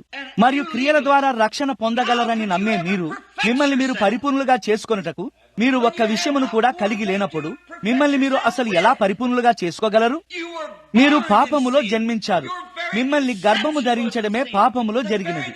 మీరిక్కడ ఉండుటకు గల కోరికయే పాపమై ఉన్నది. పాపములో పుట్టి అతిక్రమములో రూపించబడి అబద్ధములాడుచు లోకములోనికి వచ్చితిరి. మరిప్పుడు మీరెక్కడ నిలబడబోచున్నారు? నేను ధూమపానం మానేస్తాను, నేను పరలోకమునకు వెళ్తాను అని చెప్పిన పాపి, నీవు ఎక్కడున్నావు? నులివెచ్చని స్థితి కలిగి మూర్ఖుడవైన నామకార్థ క్రైస్తవుడా, మార్చిన ముఖం పెట్టుకొని ఇక్కడ తిరుగుతూ మరియు మంచిది, నేను సంఘములకు చెందినవాడను అని చెప్పేవాడా, నీవు ఎక్కడున్నావు? పాపివైన నీవు, అది నిజము. నీవు దేవుని యొక్క ఆత్మ ద్వారా జన్మించనంత వరకు నీవు నశించినట్లే, అది నిజము. నీవు పరలోకమునకు ఎలా వెళ్ళబోచున్నావు? నీవిట్లంటావు, నేను నా జీవితంలో ఎన్నడూ అబద్ధం చెప్పలేదు. ఓ ఆ ప్రియమైన బిడ్డ, అది ఆరంభము నుండే ఒక దూత వంటిది. అది అబద్ధము. నీవెంత మంచివాడవన్నది నేను లెక్క చేయను. నీవు ఒక పాపివే, మరియు నీవు ఒక్క దానిని కూడా కలిగి లేవు. నిన్ను రక్షించగల ఏ యాజకుడు, ఏ బిషపు, ఏ మతాధిపతి, ఏ పోపు లేదా మరి ఏదీనూ లేదు. ఎందుకనగా అతడు కూడా సరిగ్గా నీ ఉన్న అదే పడవలో ఉన్నాడు. కొన్ని నిమిషాలలో మనం దానిలోనికి వెళ్తున్నాము. సరిగ్గా అదే స్థితిలో ఉన్నాడు. రోము యొక్క పోపు పాపములో జన్మించి అతిక్రమములో రూపించబడ్డాడు. అబద్ధములాడుచు లోకములోనికి వచ్చాడు. ఒక స్త్రీ మరియు ఒక పురుషుని యొక్క లైంగిక వాంఛ ద్వారా జన్మించాడు. దాని నుండి మీరెలా నీతిమంతులు అవ్వబోచున్నారు? మంచిది. అతని తల్లిదండ్రులు అదే విధంగా జన్మించారు మరియు వారు అదే విధంగా జన్మించారు. మరియు అతని నానమ్మ మరియు తాతయ్య మరియు ఇంకా ఆ వెనక వారందరూ అంతే. ఆరంభము నుండే అది పాపమై ఉన్నది. కాబట్టి ఇది పరిశుద్ధమైనది అని, అది పరిశుద్ధమైనది అని ఎవరు చెప్పగలరు? పరిశుద్ధమైనది ఒకే ఒకటి ఉన్నది. అది పరిపూర్ణుడిగా చేయబడిన జీవం గల దేవుని కుమారుడైన యేసుక్రీస్తే. మరియు పరిపూర్ణులుగా ఉండవలనని మనం కోరబడినాము. ఇప్పుడు మనం ఏ విధంగా అట్లు అవ్వబోచున్నాము? మీకు మీరుగా దానిని ప్రయత్నించండి.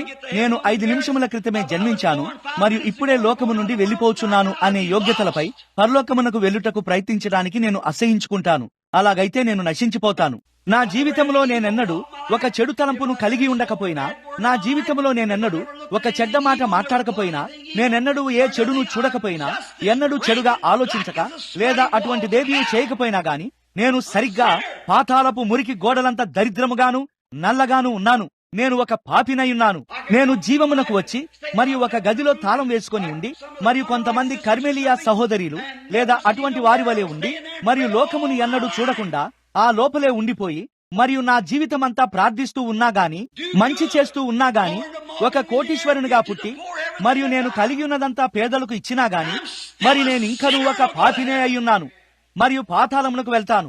అవునయ్యా, నేను సంఘమునకు చెందిన చిన్నపిల్లల పేర్ల పట్టికలో ఉన్నప్పుడే లూథరన్ సంఘములో, బాప్టిస్టు, పెంతెకోస్తు, ప్రెస్బిటేరియన్ సంఘములో చేరి ఉండవచ్చును మరియు ఒక 100 సంవత్సరముల వరకు ఆ సంఘమునకు నమ్మకంగా జీవించి ఉండవచ్చును. మరియు నా ప్రాణము తీసుకొనబడి మరియు ఏ మనుష్యుడు నా వైపు తమ వేలెత్తి చూపించలేకుండా మరియు అతడు ఎన్నడైనా కనీసం ఒక చెడు తలంపునైనా కలిగిలేడు అని చెప్పినా గాని నేను నిలబడి ఉన్నంత నిశ్చయముగా నేను పాతాళమునకు వెళ్తాను. నేను ఒక పాపిని, అది నిజము. నా దగ్గర ఏమీ లేదు. ఏ వెల అయినా చెల్లించబడుటకు నేను కనుగొనగలిగే ఏ మార్గమూ లేదు. దేవుడు మరణమును కోరాడు మరియు నేను నా స్వంత ప్రాణమును ఇచ్చివేస్తే, నేను నా ప్రాణమును ఇస్తే అప్పుడు నేను ఎలా పశ్చాత్తాపపడగలను? ఎందుకంటే మొదటిగా వెల చెల్లించబడవలసి ఉన్నది మరియు దేవుడు మాత్రమే తన ప్రాణమును పెట్టి మరియు మరలా దానిని పైకి తీసుకోగలవాడై ఉన్నాడు. కావున ఆయన పాపముగా మారి తన ప్రాణమును పెట్టి మరియు దానిని పైకి తీసుకోగలిగాడు మరియు దానిని నీతి అని పిలిచాడు మరియు వెల చెల్లించబడినది. విషయం అదే అయి ఉన్నది. ఇప్పుడు మనము మత్తయి 8వ అధ్యాయం వైపుకు త్రిప్పుదాము. అది 7వ లేదా 8వ అధ్యాయం అని నేను నమ్ముతున్నాను. ఇక్కడ యేసు ఏమి చెప్పుచున్నాడో మనం చూస్తాము. మంచిది. అది మత్తయి 5వ అధ్యాయమై ఉన్నది. యేసు ధన్యతలను గూర్చి బోధిస్తూ ప్రకటిస్తున్నాడు. 47వ వచనం, మరియు మీరు మీ సహోదరులకు మాత్రము వందనము చేసిన ఎడల ఇతరుల కంటే మీరు ఎక్కువ చేయుచున్నదేమి? అన్యజనులను అలాగు చేయుచున్నారు కదా. గమనించండి. అయితే మీరు పరిపూర్ణులుగా ఉండండి. ఏమిటి? మీ పరలోకపు తండ్రి పరిపూర్ణుడు గనక మీరును పరిపూర్ణులుగా ఉండుడి. అది యేసు యొక్క ఆజ్ఞ అయి ఉన్నది. మీరును అలాగున ఉండుడి. వారిట్లంటారు, ఎవరు పరిపూర్ణులుగా ఉండలేరు, ఎవరును పరిపూర్ణులు కారు అని బైబిల్ గ్రంథం చెప్పినది. అక్కడే వ్యతిరేకత ఉన్నది. అవునా? మంచిది. మీలో మీరు పరిపూర్ణులుగా ఉండలేరు. మీరు చేసిన దానిని మీరు నమ్ముకొనుచున్న ఎడల మీరు నశించినట్లే. దేవుడు పరిపూర్ణుడై ఉన్నట్లే మీరును పరిపూర్ణులుగా ఉండుడి. ఇప్పుడు కావున మీ పరలోకపు తండ్రి పరిపూర్ణుడై ఉన్నట్లే మీరును పరిపూర్ణులుగా ఉండుడి. కావున ఇప్పుడు హెబ్రీ పత్రిక 5వ అధ్యాయము 6వ అధ్యాయము. కావున క్రీస్తును గూర్చిన మూలోపదేశమును మాని మనము పరిపూర్ణుల మగుటకు సాగిపోదము. ఇప్పుడు బ్రెన్హామ్ ఆలయపు వారైన మీరు, ఓ మనకు స్వస్థతలున్నవని నాకు తెలుసు, అది అద్భుతం. మనకు దర్శనములున్నవి, ఓ అది మంచిది. మరియు మీరు ఆత్మ సంబంధమైన కళలను కలిగి ఉంటారు. అయితే కొన్నిసార్లు అవి ఆత్మ సంబంధమైన కళలు కావు. మరియు కొన్నిసార్లు మేము పేదలకు సహాయం చేయడానికి ప్రయత్నిస్తాము. మేము చేయగలిగిన దానిని మేము చేస్తాము. ఓ అది సరియే. కానీ మనం ఇప్పుడు మాట్లాడుచున్నది దాని గురించి కాదు. మనము వేరొక దశలోనికి ప్రవేశించుచున్నాము. మూలోపదేశము మాని, ఓ అవును, మేము క్రీస్తును గూర్చిన మూలోపదేశమును కలిగి ఉన్నాము. ఆయన దేవుని కుమారుడని, కన్యక ద్వారా జన్మించాడని మేము నమ్ముతున్నాము. ఈ విషయములన్నిటితో పాటు మేము దానిని నమ్ముతున్నాము. అది ఎంతో అద్భుతము. అయితే దానిని విడిచిపెట్టి మనము పరిపూర్ణతలోనికి కొనసాగుదాము. ఓ మై, మీరు చూడగలిగే ఒక చోటుకు దీనిని తీసుకొని రావడానికి ఇప్పుడు నేను ఒక ప్రధాన దూత స్వరమును కలిగి ఉంటే బాగుండును అని కోరుతున్నాను. ఇప్పుడు అతడు ఇట్లు చెప్పుచున్నాడు, క్రీస్తును గూర్చిన ఉపదేశమంతటిని విడిచిపెట్టి, అనగా క్రీస్తు యొక్క దైవత్వమును గురించి, ఏ విధంగా ఆయన శరీరధారిగా చేయబడిన దేవుడై ఉన్నాడు అను దాని గురించి, ఈ ఇతర కార్యములన్నిటిని గురించి మనకు తెలిసిన వేద పాండిత్యం అంతటిని మరియు ఆ వేద పండితులందరినీ విడిచిపెట్టుటే అయినది. పౌలు ఇక్కడ దానంతటినీ ఇంకా వివరిస్తున్నాడు. కేవలం కొద్ది నిమిషములలో చూస్తాము. మనము దాని యొద్దకు వెళ్లే ముందు దానిని కొంచెం చదువుదాము. నిర్జీవ క్రియలను విడిచి పశ్చాత్తాపము అను పునాదులు మరలా వేయక ఇప్పుడు మనం దానిని నమ్ముతాము. మరియు దేవుని యందలి విశ్వాసమును మనము దానిని నమ్ముతాము. మరియు బాప్తిస్మములను గూర్చిన బోధయు మీరు ఎలా బాప్తిస్మం పొందాలి అను దాని గురించి అయినది. మనము దానిని నమ్ముతాము. మరియు హస్త నిక్షేపణమును మనము నమ్ముతాము కాదా? చూడండి, దానంతటిని నిశ్చయంగా. మరియు మృతుల పునరుత్థానమును మనము దానిని నమ్ముతాము. ఇప్పుడు గమనించండి, మీరిక్కడ చూడండి, తీర్పుకు నిత్యమైనది అని వాడబడినది. అది ఎన్నటెన్నటికి అయ్యున్నది. తీర్పును దేవుడు పలికినప్పుడు అది ఎన్నటెన్నటికి అయ్యున్నది. అలాగైతే తీర్పు తీర్చబడిన తరువాత ఇక సమాధానపరచబడటం అనేది ఏదీ ఉండదు. దేవుడు తన స్వంత, మనము దానిని పిలిచే విధంగా తన స్వంత ఔషధమును ఎందుకు తీసుకోవలసి వచ్చిందో ఇప్పుడు మీరు గ్రహించగలరు. పాపము చేయుటను బట్టి ఆయన మానవుణ్ణి ఖండించినప్పుడు ఆయన సమాధానపరచగలిగే ఒకే ఒక్క మార్గం ఏదనగా స్వయంగా ఆయనే ఆ మనిషి యొక్క స్థానమును తీసుకోవడమై ఉన్నది. మన స్థానమును తీసుకొని మరి ఒక పాపిగా మారుటే ఆయన సమాధానపరచబడుటకు లేదా మనలను సమాధానపరచుటకు గల ఏకైక మార్గమై ఉన్నది. దేవుడైన యెహోవా ఒక పాపిగా మారాడు మరియు ఆయన తన ప్రాణమును అర్పించాడు. ఇప్పుడు మంచి కారణం కొరకు చనిపోవడానికి ఒక పాపిగా మీరు మీ ప్రాణాన్ని పెట్టవచ్చును. పౌలు ఇట్లు చెప్పాడు, దహన బలిగా నా శరీరమును అర్పించినను నేను ఇంకనూ వ్యర్థుడనే, ఎందుకనగా అది పనిచేయదు. చూడండి, మీరు చనిపోయినప్పుడు మీరిక వెళ్లిపోతారు. మీరు ఒక పాపిగా చనిపోతే మీరు నశించిపోయినట్లే. అయితే దేవుడు శరీరములో దిగివచ్చి పాపపు శరీరముగా మార్చబడి ఉండి మరియు శరీరములోనే పాపమును ఖండించాడు. ఎందుకనగా ఆయన నిత్యుడైన దేవుడై ఉన్నాడు మరియు తన స్వంత శరీరమును పైకి లేపాడు. కావున ఆయనే నీతిమంతులుగా చేయువాడై ఉన్నాడు. ఇప్పుడు ఇవన్నీ ఉండగా మనము పరిపూర్ణుల మగుటకు సాగిపోదము అని పౌలు చెప్పాడు. ఇప్పుడు ఏమిటి? నిత్యమైన తీర్పు. దేవుడు సెలవిచ్చిన ఎడల మనం అలాగూ చేయుదము. 3వ వచనము. ఇప్పుడు పరిపూర్ణుల మగుటకు సాగిపోదము. యేసు ఇట్లు చెప్పాడు, మీ పరలోకపు తండ్రి పరిపూర్ణుడై ఉన్నట్లు మీరును పరిపూర్ణులుగా ఉండుడి. మరియు మనము ప్రతి ఒక్కరము ఖండించబడ్డాము. మనము ఏమి చేసినా లెక్కలేదు, మనము ఖండించబడ్డాము. శిక్షా విధికి పాత్రులుగానే మనము జన్మించాము. మీ అమ్మ మరియు నాన్న శిక్షా విధికి పాత్రులుగానే జన్మించారు. మీ పూర్వీకులందరూ పాపములో జన్మించి అతిక్రమములో రూపించబడ్డారు. కాబట్టి మీరు అసలు దానిని ఎలా పొందుకోబోచున్నారు? మీరు ఎలా పరిపూర్ణులవ్వబోచున్నారు? మీరెన్నడూ ఏ కార్యమును చేయకపోయినా, ఎన్నడూ దొంగతనం చేయకపోయినా, ఎన్నడూ అబద్ధము చెప్పకపోయినా, మీ జీవితంలో ఎన్నడూ ఏమీ చేయకపోయినా మీరింకనూ ఖండించబడి ఉన్నారు. మీరు మీ మొదటి శ్వాసను పీల్చుకొనుటకు ముందే ఖండించబడ్డారు. మీరు ఖండించబడ్డారు, అది వాస్తవం. మరియు మీరు మీ మొదటి శ్వాసను తీసుకోకముందే దేవుని చేత తీర్పు తీర్చబడి ఉన్నారు. ఏలైనగా మీ తల్లిదండ్రుల యొక్క లైంగిక కోరికను బట్టి మీరు తీర్పు తీర్చబడ్డారు. వారు వారి యొక్క క్రియ ద్వారా మిమ్మల్ని ఇక్కడ భూమి మీదకి తీసుకుని వచ్చారు. మరియు ఆదిలోనే దేవుడు దానిని ఖండించాడు. ఆరంభము నుండే మీరు ఖండించబడ్డారు. కావున మీరు మరియు మీతో పాటు భూమి మీదనున్న ప్రతి వ్యక్తి ఖండించబడ్డాడు. ఇప్పుడు మీరు పరిపూర్ణతను ఎక్కడి నుండి పొందుకొనబోచున్నారు? గమనించండి. మనము ఒక్క క్షణము హెబ్రీ పత్రిక 10వ అధ్యాయమునకు త్రిప్పుదాం. జాగ్రత్తగా వినండి. నేను మొదట 9వ అధ్యాయము నుండి కొద్దిగా చదవాలనుకుంటున్నాను. 11వ వచనము. అయితే క్రీస్తు రాబోచున్న మేలుల విషయమై ప్రధాన యాజకునిగా వచ్చి మరీ ఘనమైనదియు పరిపూర్ణమైనదియునైన గుడారము ద్వారా తన యొక్క స్వంత గుడారము, తన శరీరము ద్వారా. చూడండి, పాత గుడారము మీరు గమనించారా? పాత గుడారము దేవుడు నివసించినటువంటి మందస్సమును దాచిపెట్టిన ఒక తెరను కలిగి ఉన్నది. అది ఎంతమందికి తెలుసు? నిశ్చయంగా. మంచిది. ఇక్కడున్న ఆ పాత మానవ నిర్మిత గుడారము రంగులు పూసిన మేక చర్మపు తెరలతో మరియు మొదలగు వాటితో ఉన్నది. దేవుని యొక్క సన్నిధిని మరుగు చేయుటకు ఒక గుడారముగా చేయబడినది. సంవత్సరానికి ఒక్కసారి ఒక్క మనిషి మాత్రమే అక్కడికి వెళ్ళగలడని ఎంతమందికి తెలుసు? నిశ్చయంగా అది అహరోనై ఉన్నాడు. సంవత్సరమునకు ఒకసారి లోపలికి వెళ్తాడు మరియు అతడు తప్పక అభిషేకించబడి ఉండాలి. మరియు ఆ అవసరత, మరియు అతడు తన చేతిలో అగ్నిని కలిగి ఉండాలి.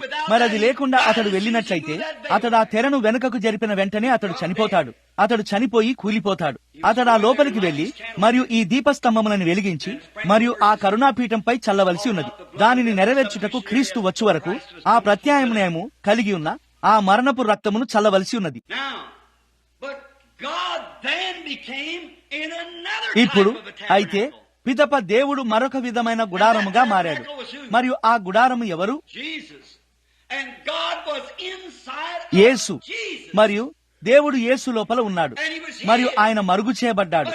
అయితే ఆయన అతని భావ వ్యక్తీకరణల ద్వారా లోకమును తనతో సమాధానపరుచుకొనుచున్నాడు. క్రీస్తు దేవుడిని బయలుపరిచాడు. ఆయన ఇట్లా అన్నాడు, కార్యములు చేయనది నేను కాదు, అది నాలో నివసించు నా తండ్రియే.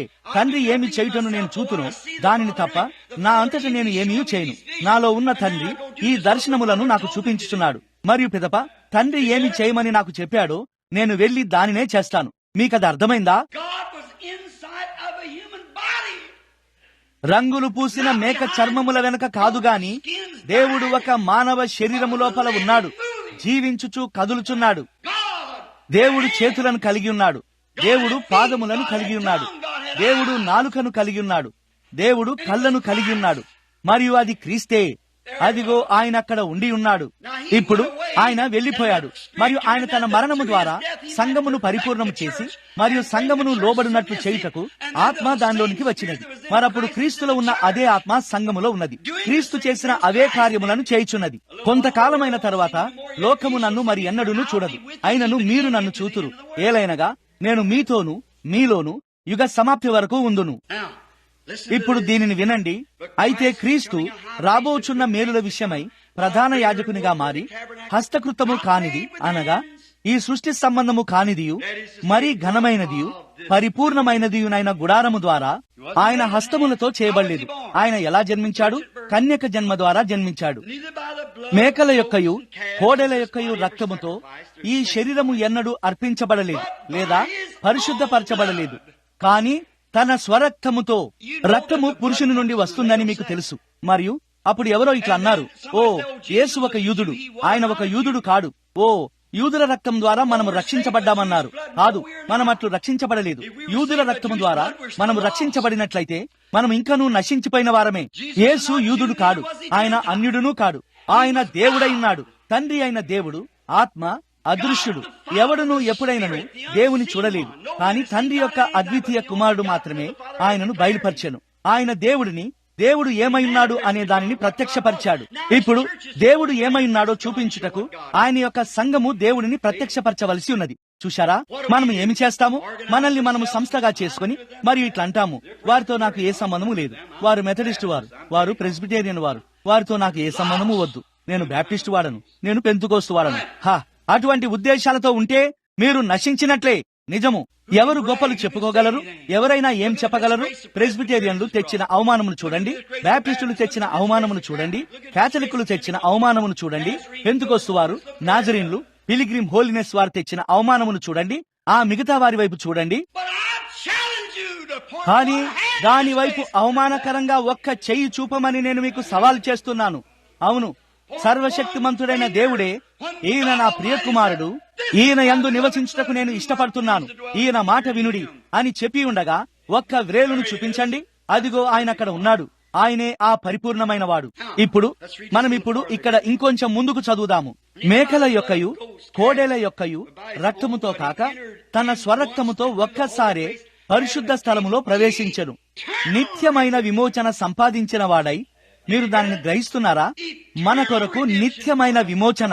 ఈ రోజు విమోచించబడి మరియు తర్వాత వచ్చే వారం ఉజ్జీవము ప్రారంభమైనప్పుడు మరలా విమోచించబడి మరియు పిదప మనము పడిపోయి మరియు మరలా విమోచించబడుటకు కాదు, మీరు ఒక్కసారే ఎన్నటెన్నటికీ విమోచించబడి ఉన్నారు.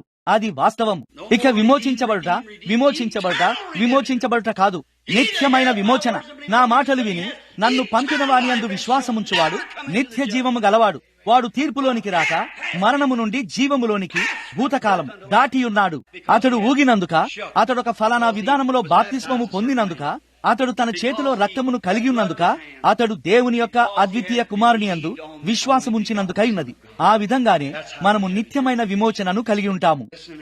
ఇప్పుడు వినండి.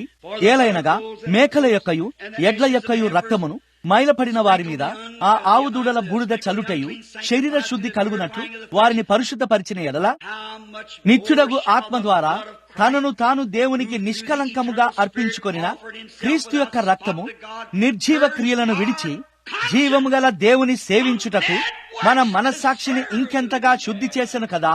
మరణము నుండి జీవములోనికి దాటి ఉన్నాడు. లోకము ఏమి అనుకుంటుంది అనే దాని గురించి నీవెందుకు పట్టించుకోవాలి?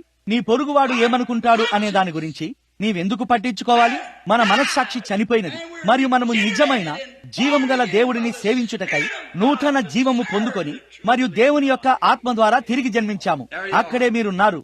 ఇప్పుడు సరిగ్గా ఆ పేజీ ప్రక్కనే ఉన్న 10వ వచనమునకు లేదా 10వ అధ్యాయమునకు వెళ్దాము. ధర్మశాస్త్రము రాబోచున్న మేలుల ఛాయగలదియే గాని ఆ వస్తువుల నిజస్వరూపము గలది కాదు గనుక వారు ఏటేటా ఎడతెగకుండా అర్పించే ఒక్కటే విధమైన బలులు వాటిని తెచ్చువానికి ఎన్నడును సంపూర్ణ సిద్ధి కలగజేయనేరవు. సంపూర్ణము అది అక్కడున్నది. పరిపూర్ణత. క్రీస్తును గూర్చిన మూలోపదేశమును మాని పరిపూర్ణుల మగుటకు సాగిపోదము. కావున మీ పరలోకపు తండ్రి పరిపూర్ణుడు గనక మీరును పరిపూర్ణులుగా ఉండుడి. ధర్మశాస్త్రము రాబోచున్న మేలుల ఛాయగలది. వారు కలిగి ఉన్న నియమములు మరియు బాప్తిస్మములు మరియు ఆ ఇతర కార్యములన్నీ కూడా ఆరాధికుడిని ఎన్నడూ పరిపూర్ణుడిగా చేయలేవు. మరి అయినను దేవుడు పరిపూర్ణతను కోరుచున్నాడు. మీరు నాజరీను సంఘములో చేరితే అది మిమ్మల్ని ఎన్నడూ పరిపూర్ణులుగా చేయదు. మీరు బ్యాప్టిస్టు సంఘములో, పెంతుకోస్తులో మరి దేనిలో చేరినా గాని అది మిమ్మల్ని ఎన్నడూ పరిపూర్ణులుగా చేయదు. నీవు ఒక మంచి నమ్మకమైన వ్యక్తిగా ఉండటం అనేది నిన్ను ఎన్నడూ పరిపూర్ణుడిగా చేయదు. నీవు ఒక్క విషయమును కూడా యోగ్యముగా చూపించలేవు. యోగ్యతగా చూపించుటకు నీ గురించి ఏమీ లేదు. నీవు నశించి ఉన్నావు. మీరిట్లా అనవచ్చును, మంచిది, నేను ధర్మశాస్త్రమును పాటించాను, నేను సబ్బాతును పాటిస్తాను, నేను దీనిని పాటిస్తాను, దేవుని యొక్క నియమములన్నిటినీ పాటిస్తాను, నేను దీనిని చేస్తాను. పౌలు ఇట్లు చెప్పాడు. మనం ఇప్పుడు వాటన్నిటినీ ప్రక్కన పెడదాము. అది మంచిదే. అయితే మేము దీనిని చేస్తాము. మేము ప్రజలకు బాప్తిస్మం ఇస్తాము మరియు మేము వారి స్వస్థత కొరకు మరియు మొదలగు వాటి కొరకు వారి మీద చేతులుంచుతాము. మనము ఆ విషయములలో ప్రతి దానిని వచనము వెంబడి వచనము తీసుకోవచ్చును. బాప్తిస్మము మనము దానిని నమ్ముతాము. నిరీక్షణ ఒక్కటే, ప్రభువు ఒక్కడే, విశ్వాసము ఒక్కటే, బాప్తిస్మము ఒక్కటే. ఒక బాప్తిస్మము ఉన్నదని మనము నమ్ముచున్నాము. మృతుల పునరుద్ధానమును మనము నమ్ముచున్నాము. ఖచ్చితంగా యేసు చనిపోయి మరలా తిరిగి లేచాడని మనము నమ్ముతాము. మనము దానిని నమ్ముతాము. రోగుల కొరకు చేతులుంచుటను నమ్ముతాము. అదియే చెప్పబడినది. నమ్మిన వారిని ఈ సూచక క్రియలు వెంబడించును. వారు రోగుల మీద చేతులుంచినప్పుడు వారు స్వస్థత నొందుదురు. మనము దానిని నమ్ముతాము. అయితే అది ఏమిటి? అవన్నీ నిర్జీవమైన క్రియలని పౌలు చెప్పాడు. అది మీరు చేసే ఒక విషయమై ఉన్నది. Now let's go on to perfection. ఇప్పుడు మనము పరిపూర్ణుల మగుటకు సాగిపోదము. ఓ మై, మనము ఆలయములోనికి వచ్చుచున్నాము, పునాది వద్దకు కాదు. ఆలయము స్వయంగా ఆలయములోనికే వచ్చుచున్నాము. అది పునాది అయి ఉన్నది. ధర్మశాస్త్రము మరియు నీతి మరియు సంఘములో చేరుట మరియు బాప్తిస్మము పొందుట మరియు హస్త నిక్షేపణము, అవన్నీ సంఘం యొక్క క్రమములై ఉన్నవి. But now let's go into perfection. కానీ ఇప్పుడు మనము పరిపూర్ణుల మగుటకు సాగిపోదము. మరియు పరిపూర్ణుడు ఒకే ఒక్కడు ఉన్నాడు, ఆయన యేసే. మనము ఆయనలోనికి ఎలా వెళ్తాము? మెథడిస్టుల ద్వారానా? కాదు. పెంతెకొస్తుల ద్వారానా? కాదు. బ్యాప్టిస్టుల ద్వారానా? కాదు. ఏదైనా సంఘము ద్వారానా? కాదు. రోమన్ క్యాథలిక్ ద్వారానా? కాదు.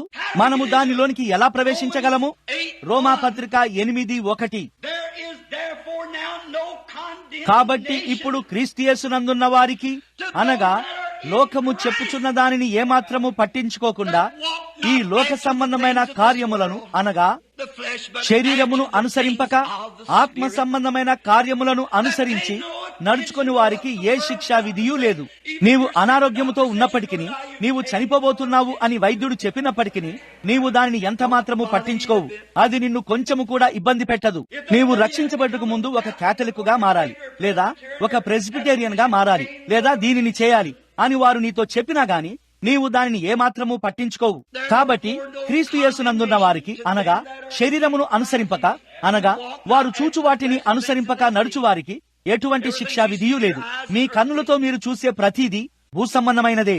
అయితే వాక్యము ద్వారా మీ ఆత్మలో మీరు చూసే కార్యములే అసలైన కార్యములై ఉన్నవి. వాక్యం అనేది ఆయన ఏమై ఉన్నాడనే దానిని మరియు నీవు ఏమై ఉన్నావనే దానిని ప్రతిబింబించే దేవుని యొక్క చూపుటద్దమై ఉన్నది. హల్లెలూయా. ఓ మై, అది మీకు చెప్తుంది ఈ లోకములో నీవు ఎక్కడి నుండి వచ్చావు, నీవు ఎవరివి మరియు నువ్వు ఎక్కడికి వెళ్తున్నావు అనే దానిని నీకు చెప్పే ఏకైక గ్రంథము ఇది మాత్రమే అయ్యున్నది. సాహిత్యములోని ఏ పేజీనైనా, ఎక్కడైనా, విజ్ఞాన శాస్త్రము లేదా మరి దేనిలోనైనా వ్రాయబడిన ప్రతి మంచి పుస్తకములోనైనా నాకు చూపించండి. వాటిలో ఏదియూ మీకు చెప్పలేదు. ఇది దేవుని యొక్క చూపుటద్దమై ఉన్నది. అది ఆయన ఏమై ఉన్నాడో మరియు నీవు ఏమై ఉన్నావో నీకు చూపిస్తుంది. పిదప ఆ మధ్యలోనే ఆ రక్తధార ఉన్నది. నీవు ఎన్నుకోగోరినట్లయితే నీవు ఏమై ఉండగలవో అది చూపిస్తుంది. విషయం అదే అయ్యున్నది, ఒక్క ఆత్మ ద్వారా. ఇప్పుడు 1 కొరింథీ 12. మనము ఆ శరీరములోనికి ఎలా ప్రవేశిస్తాము? కరచాలనము చేయుట ద్వారానా? కాదయ్యా. సంఘములో చేరుట ద్వారానా? కాదయ్యా. వెనుకకు ముందుకు బాప్తిస్మము పొందుట ద్వారానా? తండ్రి కుమార పరిశుద్ధాత్మ నామములో పొందుట ద్వారానా? యేసుక్రీస్తు నామములో పొందుట ద్వారానా? షారోను పుష్పము, లోయలోని పద్మము, ఉదయ నక్షత్రపు నామములో పొందుట ద్వారానా? మీకు కావలసిన దేనిలోనైనా పొందుట ద్వారానా? దానితో ఎటువంటి సంబంధమూ లేదు. అది దేవుని విషయంలో నిర్మలమైన మనస్సాక్షితో ఇచ్చే ప్రత్యుత్తరం మాత్రమే. మరి అయినను మనము గొడవ చేస్తాము మరియు మదన పడతాము, వాదించుకుంటాము, విడిపోతాము మరియు విభేదాలు కలగజేసుకుంటాము. అది నిజము. అయితే అవన్నీ నిర్జీవ క్రియలైనవి. మనము పరిపూర్ణ మగుటకు సాగిపోచున్నాము. నేను చేసిన పనులు అవే. ఒక సేవకుడు మీకు బాప్తిస్మం ఇచ్చాడు. అతడు మీకు ముందు వైపునకు బాప్తిస్మం ఇచ్చినా, వెనుకకు ఇచ్చినా, 3 సార్లు, 4 సార్లు, లేదా ఒక్కసారే ఇచ్చినా, లేదా అతడు దానిని ఎలా చేసినా దానితో ఎటువంటి సంబంధమూ లేదు. ఎలాగైనా మీరు కేవలం ఆ సంఘం యొక్క సహవాసములోనికి బాప్తిస్మం పొందారంతే. మీరు క్రీస్తు యొక్క మరణమును, సమాధిని మరియు పునరుత్థానమును నమ్ముచున్నారని ఆ సంఘమునకు రుజువు చేయుచున్నారు. రోగులను స్వస్థపరచుటకు హస్త నిక్షేపణము చేయుట అది అద్భుతమే. అయితే అవన్నీ శరీర సంబంధమైనవి. మరియు మీరిప్పుడు జీవిస్తున్నంత వాస్తవంగానే ఆ శరీరము మరలా మరణిస్తుంది, అది మరలా చనిపోతుంది. ఇప్పుడు మనము వాటన్నిటినీ ప్రక్కన పెట్టి మరియు పరిపూర్ణ మగుటకు సాగిపోదాము. మనము పరిపూర్ణతలోనికి ఎలా వెళ్తాము? దానినే మనము తెలుసుకొనగోరుచున్నాము. క్రీస్తు పరిపూర్ణులనుగా చేసి ఉన్నాడు. దేవుడు మనందరి దోషములను ఆయన మీద మోపాడు. మన అతిక్రమ క్రియలను బట్టి ఆయన గాయపరచబడ్డాడు. మన దోషములను బట్టి నలుగగొట్టబడ్డాడు. మన సమాధానార్థమైన శిక్ష ఆయన మీద మోపబడినది. ఆయన పొందిన దెబ్బల చేత మనకు స్వస్థత కలుగుచున్నది. ఆ శరీరములోనికే మనం వెళ్ళగోర్చున్నాము. ఆ శరీరమే. ఎందుకు? మీరు ఆ శరీరములో ఉన్నట్లయితే మీరు తీర్పును ఎన్నడూ చూడరు, మీరు మరణమును ఎన్నడూ రుచి చూడరు. మీరు ఆ శరీరములో ఉన్నప్పుడు మరణము, తీర్పు, పాపము మరియు మిగతా దానంతటి నుండి విడుదల పొంది ఉన్నారు. బోధకుడా, దానిలోనికి ఎలా ప్రవేశిస్తారు? ఈ ఆలయములో చేరుట ద్వారానా? ఇంకనూ నీవు నశించినట్లే. ఎలాగైనాను దీనిలో చేరలేరు. మనము ఎటువంటి పుస్తకమును కలిగిలేము. దానిలోనికి మనం ఎలా ప్రవేశించగలము? ఏదో ఒక సంఘములో చేరుట ద్వారానా? కాదయ్యా. నీవు దానిలోనికి ఎలా ప్రవేశిస్తావు? నీవు దానిలో జన్మిస్తావు. 1 కొరింథీ 12. For by one Spirit ఏలయనగా ఒక్క ఆత్మ ద్వారా మనమందరము ఒక్క శరీరములోనికి బాప్తిస్మము పొంది ఉన్నాము. పరిశుద్ధాత్మ బాప్తిస్మము ద్వారా మనము ఆ శరీరములోనికి బాప్తిస్మము పొంది మరియు పాపము నుండి విడుదల పొంది ఉన్నాము. దేవుడు ఇక మీదట నిన్ను చూడడు, ఆయన క్రీస్తును మాత్రమే చూస్తాడు. మరియు మీరు ఆ శరీరములో ఉన్నప్పుడు దేవుడు ఆ శరీరమునకు తీర్పు తీర్చలేడు. ఆయన ఇదివరకే దానికి తీర్పు తీర్చాడు. ఆయన మన తీర్పులను తీసుకొని మరియు మనల్ని లోపలికి ఆహ్వానించాడు. మరియు విశ్వాసము వలన కృప ద్వారా మనము నడుస్తూ మరియు మన క్షమాపణను అంగీకరిస్తాము. మరియు పరిశుద్ధాత్మ మనల్ని ఆయనతో ఈ సహవాసములోనికి తీసుకొని వస్తాడు. మరియు మనము ఇక ఎంత మాత్రము లోక కార్యములను అనుసరించి నడవము, కానీ మనము ఆత్మలో నడుస్తాము. వాక్యము మన యొద్దకు వచ్చి పురిగొల్పబడ్డాము.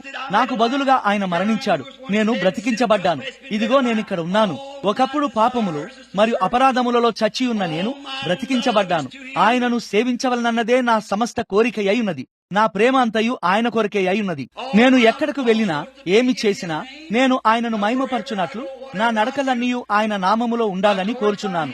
నేను వేటాడుతున్నా గాని, నేను చేపలు పడుతున్నా గాని, నేను బంతిని ఆడుచున్నా గాని, ఒకవేళ నేను ఏమి చేస్తున్నా గాని క్రీస్తును నాలో కలిగి ఉన్నవానిగా నేను ఉండాలి.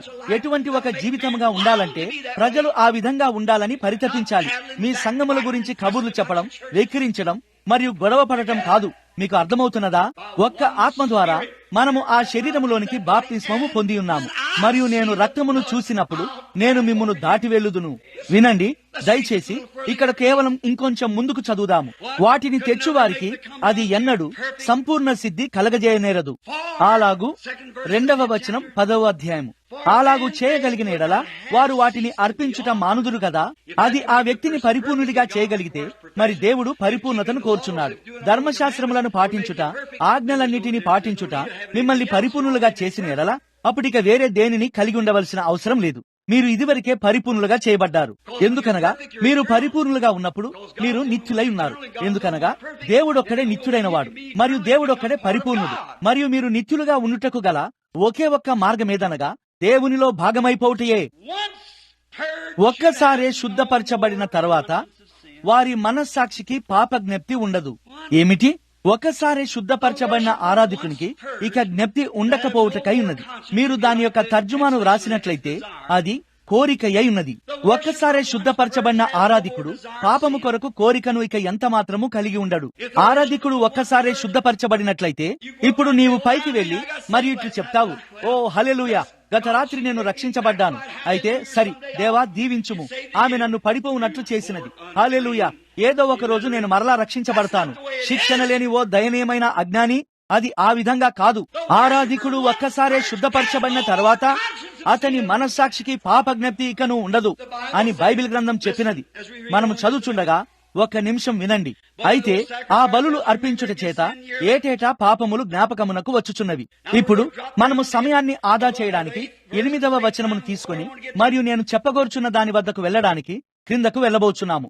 ధర్మశాస్త్ర ప్రకారంగా అర్పించబడే బలులు మరియు అర్పణలు మరియు దహన బలులు, పాప పరిహారార్థ బలులను నీవు కోరలేదని, అవి నీకిష్టమైనవి కావని పైన చెప్పిన తర్వాత 9వ వచనము, ఆయన ఓ దేవా నీ చిత్తము నెరవేర్చుటకు ఇదిగో నేను వచ్చి ఉన్నాను అని చెప్పుచున్నాడు. ఆ 2వ దానిని స్థిరపరచుటకు ఆయన ఆ మొదటి దానిని అనగా ధర్మశాస్త్రమును కొట్టివేయుచున్నాడు. దానిపైనే ఉండుటకు మనకు సమయం ఉంటే బాగుండునని కోరుచున్నాను. నీవు ఒక ప్రెస్బిటేరియన్గా లేదా ఒక పెంతుకోస్తుగా లేదా బ్యాప్టిస్టుగా లేదా మెథడిస్టుగా ఉన్నంత కాలము ఆయన నీతో ఎన్నడూ ఏదీ చేయలేడు. ఆ 2వ దానిని స్థిరపరచుటకు చూడండి, ఆయన మొదటిగా దానంతటిని తీసివేయవలసి ఉన్నది. మంచిది, నేను ఒక మెథడిస్టును అని నీవు చెప్పుచున్నంత కాలం అది కుదరదు. మెథడిస్టులకు, బ్యాప్టిస్టులకు, పెంతుకోస్తు వారికి వ్యతిరేకంగా ఏమీ లేదు. కానీ సహోదరుడా, అది సరిపోదు. నీవు పరిపూర్ణతలోనికి సాగిపోవలసి ఉన్నది. మరది క్రీస్తులోనికే అయ్యున్నది. ఇప్పుడు కేవలం ఒక్క నిమిషము దీనిని గమనించండి. యేసుక్రీస్తు శరీరము ఒక్కసారే అర్పించబడుట చేత ఆ చిత్తమును బట్టి మనము పరిశుద్ధపరచబడి ఉన్నాము. మనము కేవలం ఇంకా కొంచెం ముందుకు చదివి దానిని పట్టుకుందాము. మనము చదువుచుండగా దానిని నాననివ్వండి. ఒక్కసారియే. మరియు ప్రతి యాజకుడు అనుదినము నిలబడి సేవ చేయుచు పాపమును ఎన్నటికీ తీసివేయలేని ఆ బలులనే మాటి మాటికి అర్పించుచుండెను. man, ఈయన అయితే మీరు సిద్ధంగా ఉన్నారా? అది తప్పిపోకుండా తిన్నగా హృదయంలోనికి వెళ్ళునట్లు ఇప్పుడు మీరు మీ చొక్కాను తెరిచి ఉంచారా? కానీ ఈ వ్యక్తి, ఏ వ్యక్తి? రోము యొక్క పోపు కాదు, మెథడిస్టు సంఘం యొక్క బిషపు కాదు, లేదా మరే ఇతర సంఘం యొక్క బిషపు కాదు. but this man, Christ, కాని ఈయనైతే, అనగా క్రీస్తు, పాపము నిమిత్తమై సదాకాలము నిలుచు ఒక్క బలిని అర్పించి అప్పటి నుండి తన శత్రువులు తన పాదములకు పాదపీఠముగా చేయబడు వరకు కనిపెట్టుచు దేవుని కుడిపార్శ్వమున ఆసీనుడాయను. గమనించండి, ఇక్కడ అది వస్తుంది. ఏలయనగా ఒక్క అర్పణ చేత ఈయన పరిపూర్ణులుగా చేశాడు. ఈయన పరిపూర్ణులుగా చేసి ఉన్నాడు. until the next revival, తర్వాతి ఉజ్జీవము వరక అది ఏమి చెప్పినది? he has perfected forever. ఈయన పరిశుద్ధపరచబడిన వారిని సదాకాలమునకు పరిపూర్ణులుగా చేసి ఉన్నాడు. మీకు అది అర్థమైనదా? మనము పరిపూర్ణుల మగుటకు సాగిపోదము. ఇప్పుడు హోలీనెస్ ప్రజలైన మీరు ఇట్లంటారు, ఓ అవును, మేము పరిశుద్ధతను నమ్ముచున్నాము, హల్లెలూయా, మేము శుద్ధీకరణను నమ్ముతాము. కానీ మీరు మీ స్వంత దానిని తీసుకొనుచున్నారు. మీరు కేవలం దీనిని ఆపివేస్తారు మరియు దానిని ఆపివేస్తారు. మీకు తెలుసా, మీరు దానిని చేయకూడదు. క్రీస్తు ద్వారమును తెరిచి మరియు మీ హృదయమునకు దానిని పురుగొల్పినప్పుడు మరి మీరు పాపము మరియు కోరికయు చచ్చి అదంతయు తొలగిపోయిన ఒక స్థితికి వస్తారు. Then he taketh అప్పుడు ఆయన తనను తాను మీలో స్థాపించుకొనుటకు మీ స్వనీతిని తీసివేస్తాడు. మరియు అది మహిమా నిరీక్షణ అయినట్టి దేవుని కుమారుడైన క్రీస్తు మీలో ఉండుటయ్యున్నది.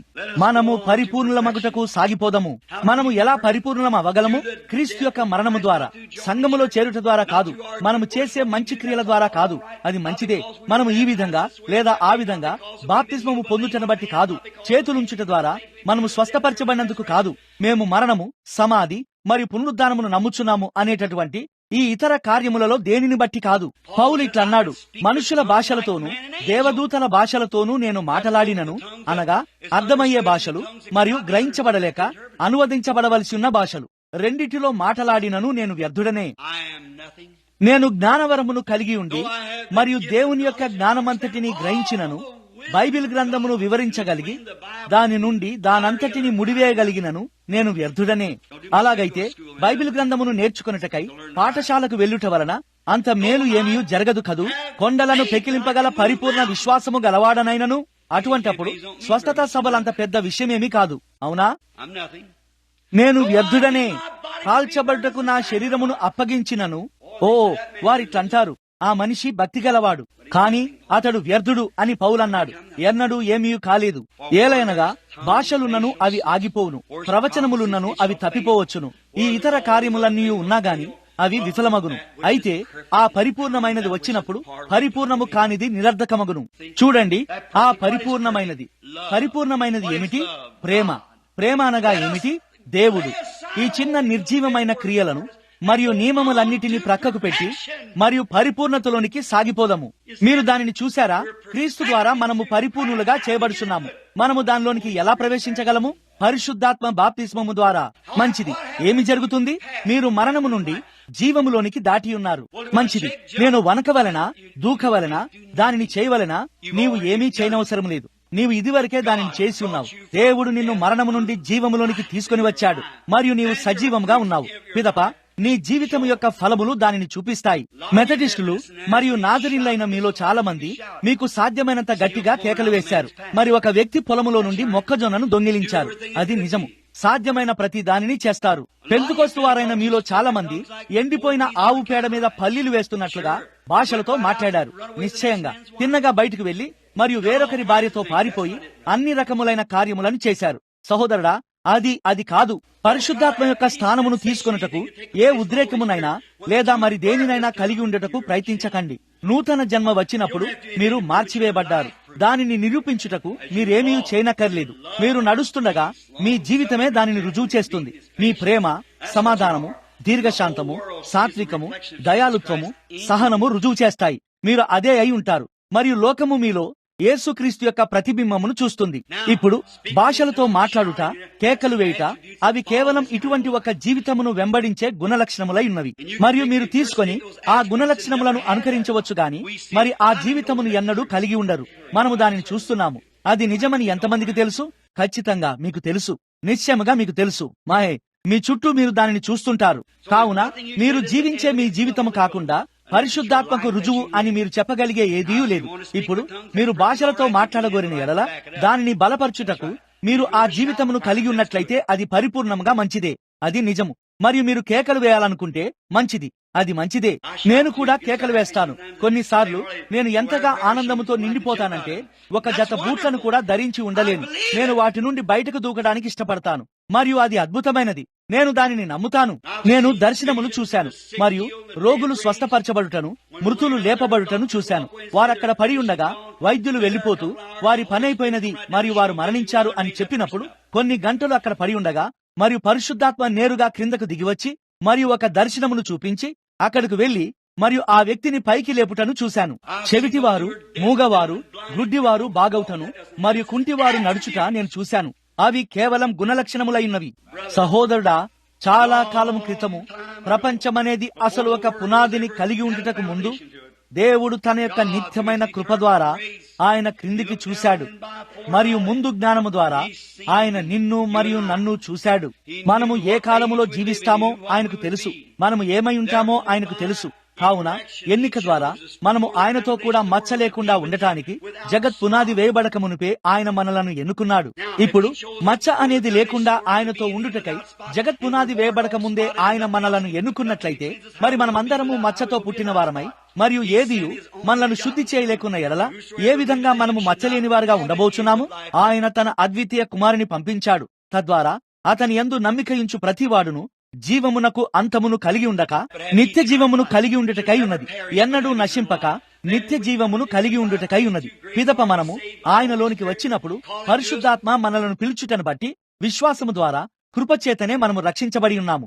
ఈ భూమి మీద ఒక శరీరం అనేది ఉండుటకు ముందే మీ శరీరములు ఇక్కడ పడి ఉన్నవి. అది కాల్షియం నుండి, పొటాషియం నుండి, తేమ నుండి, కాస్మిక్ వెలుగు నుండి, పెట్రోలియంలు మరియు మొదలగు 16 మూలకముల నుండి చేయబడినది. మరియు పరిశుద్ధాత్మ భూమి మీద పొదుగుట ప్రారంభించెను, అల్లాడుచుండెను. మరియు అది అట్లు చేసినప్పుడు మొదటి విషయం ఏమిటో మీకు తెలుసా? ఒక చిన్న ఈస్టర్ పుష్పము పైకి వచ్చినది. పిదప ఆయన కొంత గడ్డిని, కొన్ని పక్షులను కలగజేశాడు మరియు కొంతసేపటి తర్వాత ఒక మానవుడు ముందుకు వచ్చాడు. ఇప్పుడు ఆయన భూమి యొక్క ధూళి నుండి ఒక స్త్రీని ఎన్నడూ తయారు చేయలేదు. ఆరంభము నుండి ఆమె అది వరకే ఒక పురుషుడై ఉన్నది. పురుషుడు మరియు స్త్రీ ఒక్కటై ఉన్నారు. కావున ఆయన ఆదాము ప్రక్క నుండి ఒక ప్రక్కటెముకను తీసుకొని మరియు ఒక స్త్రీని అతని కొరకు ఒక సాటి అయిన సహాయమును కలగజేశాడు. మరియు అప్పుడు పాపము లోపలికి ప్రవేశించినది. పిదప పాపము లోపలికి ప్రవేశించిన తరువాత ఏమి జరిగినా గాని దేవుడు ఓడించబడడు. ఆయన ఎన్నడూ ఓడించబడడు. పిదప స్త్రీలు మనుషులను భూమి మీదకు తీసుకొని రావడం ప్రారంభించారు మరియు దేవుడు నిత్యమైన కృప ద్వారా ఎవరు రక్షించబడతారో చూశాడు. మరియు ఆయన నిన్ను పిలిచాడు. మొదటిగా నా తండ్రి వారిని పిలిస్తేనే గాని ఎవడును నా యొద్దకు రాలేడు. పొందగోరు వాని వలనైనను ప్రయాసపడు వాని వలనైనను కాదు గాని కరుణించు దేవుని వలననే అగును. నీవు ఇట్లంటావు, మంచిది, నేను దేవుడిని వెతికాను, నేను దేవుడిని వెతికాను. లేదు, నీవు ఎన్నడూ వెతకలేదు. దేవుడే నిన్ను వెతికాడు. ఆరంభములో అది ఆ విధంగానే ఉండినది. ఓ తండ్రి, తండ్రి, నేను పాపము చేసి ఉన్నాను, నీవు ఎక్కడ ఉన్నావు అని ఆదాము చెప్పుచుండలేదు. ఓ ఆదామా, ఆదామా, నీవు ఎక్కడ ఉన్నావు అని తండ్రియే అడుగుచున్నాడు. అది ఏ మనుషుని యొక్క స్వభావమైనది, అది ఏ మనుషుని యొక్క వైఖరి అయినది. దానితోనే అతడు తయారు చేయబడ్డాడు. నా తండ్రి వానిని ఆకర్షించితేనే గాని ఎవడునూ నా యొద్దకు రాలేడు.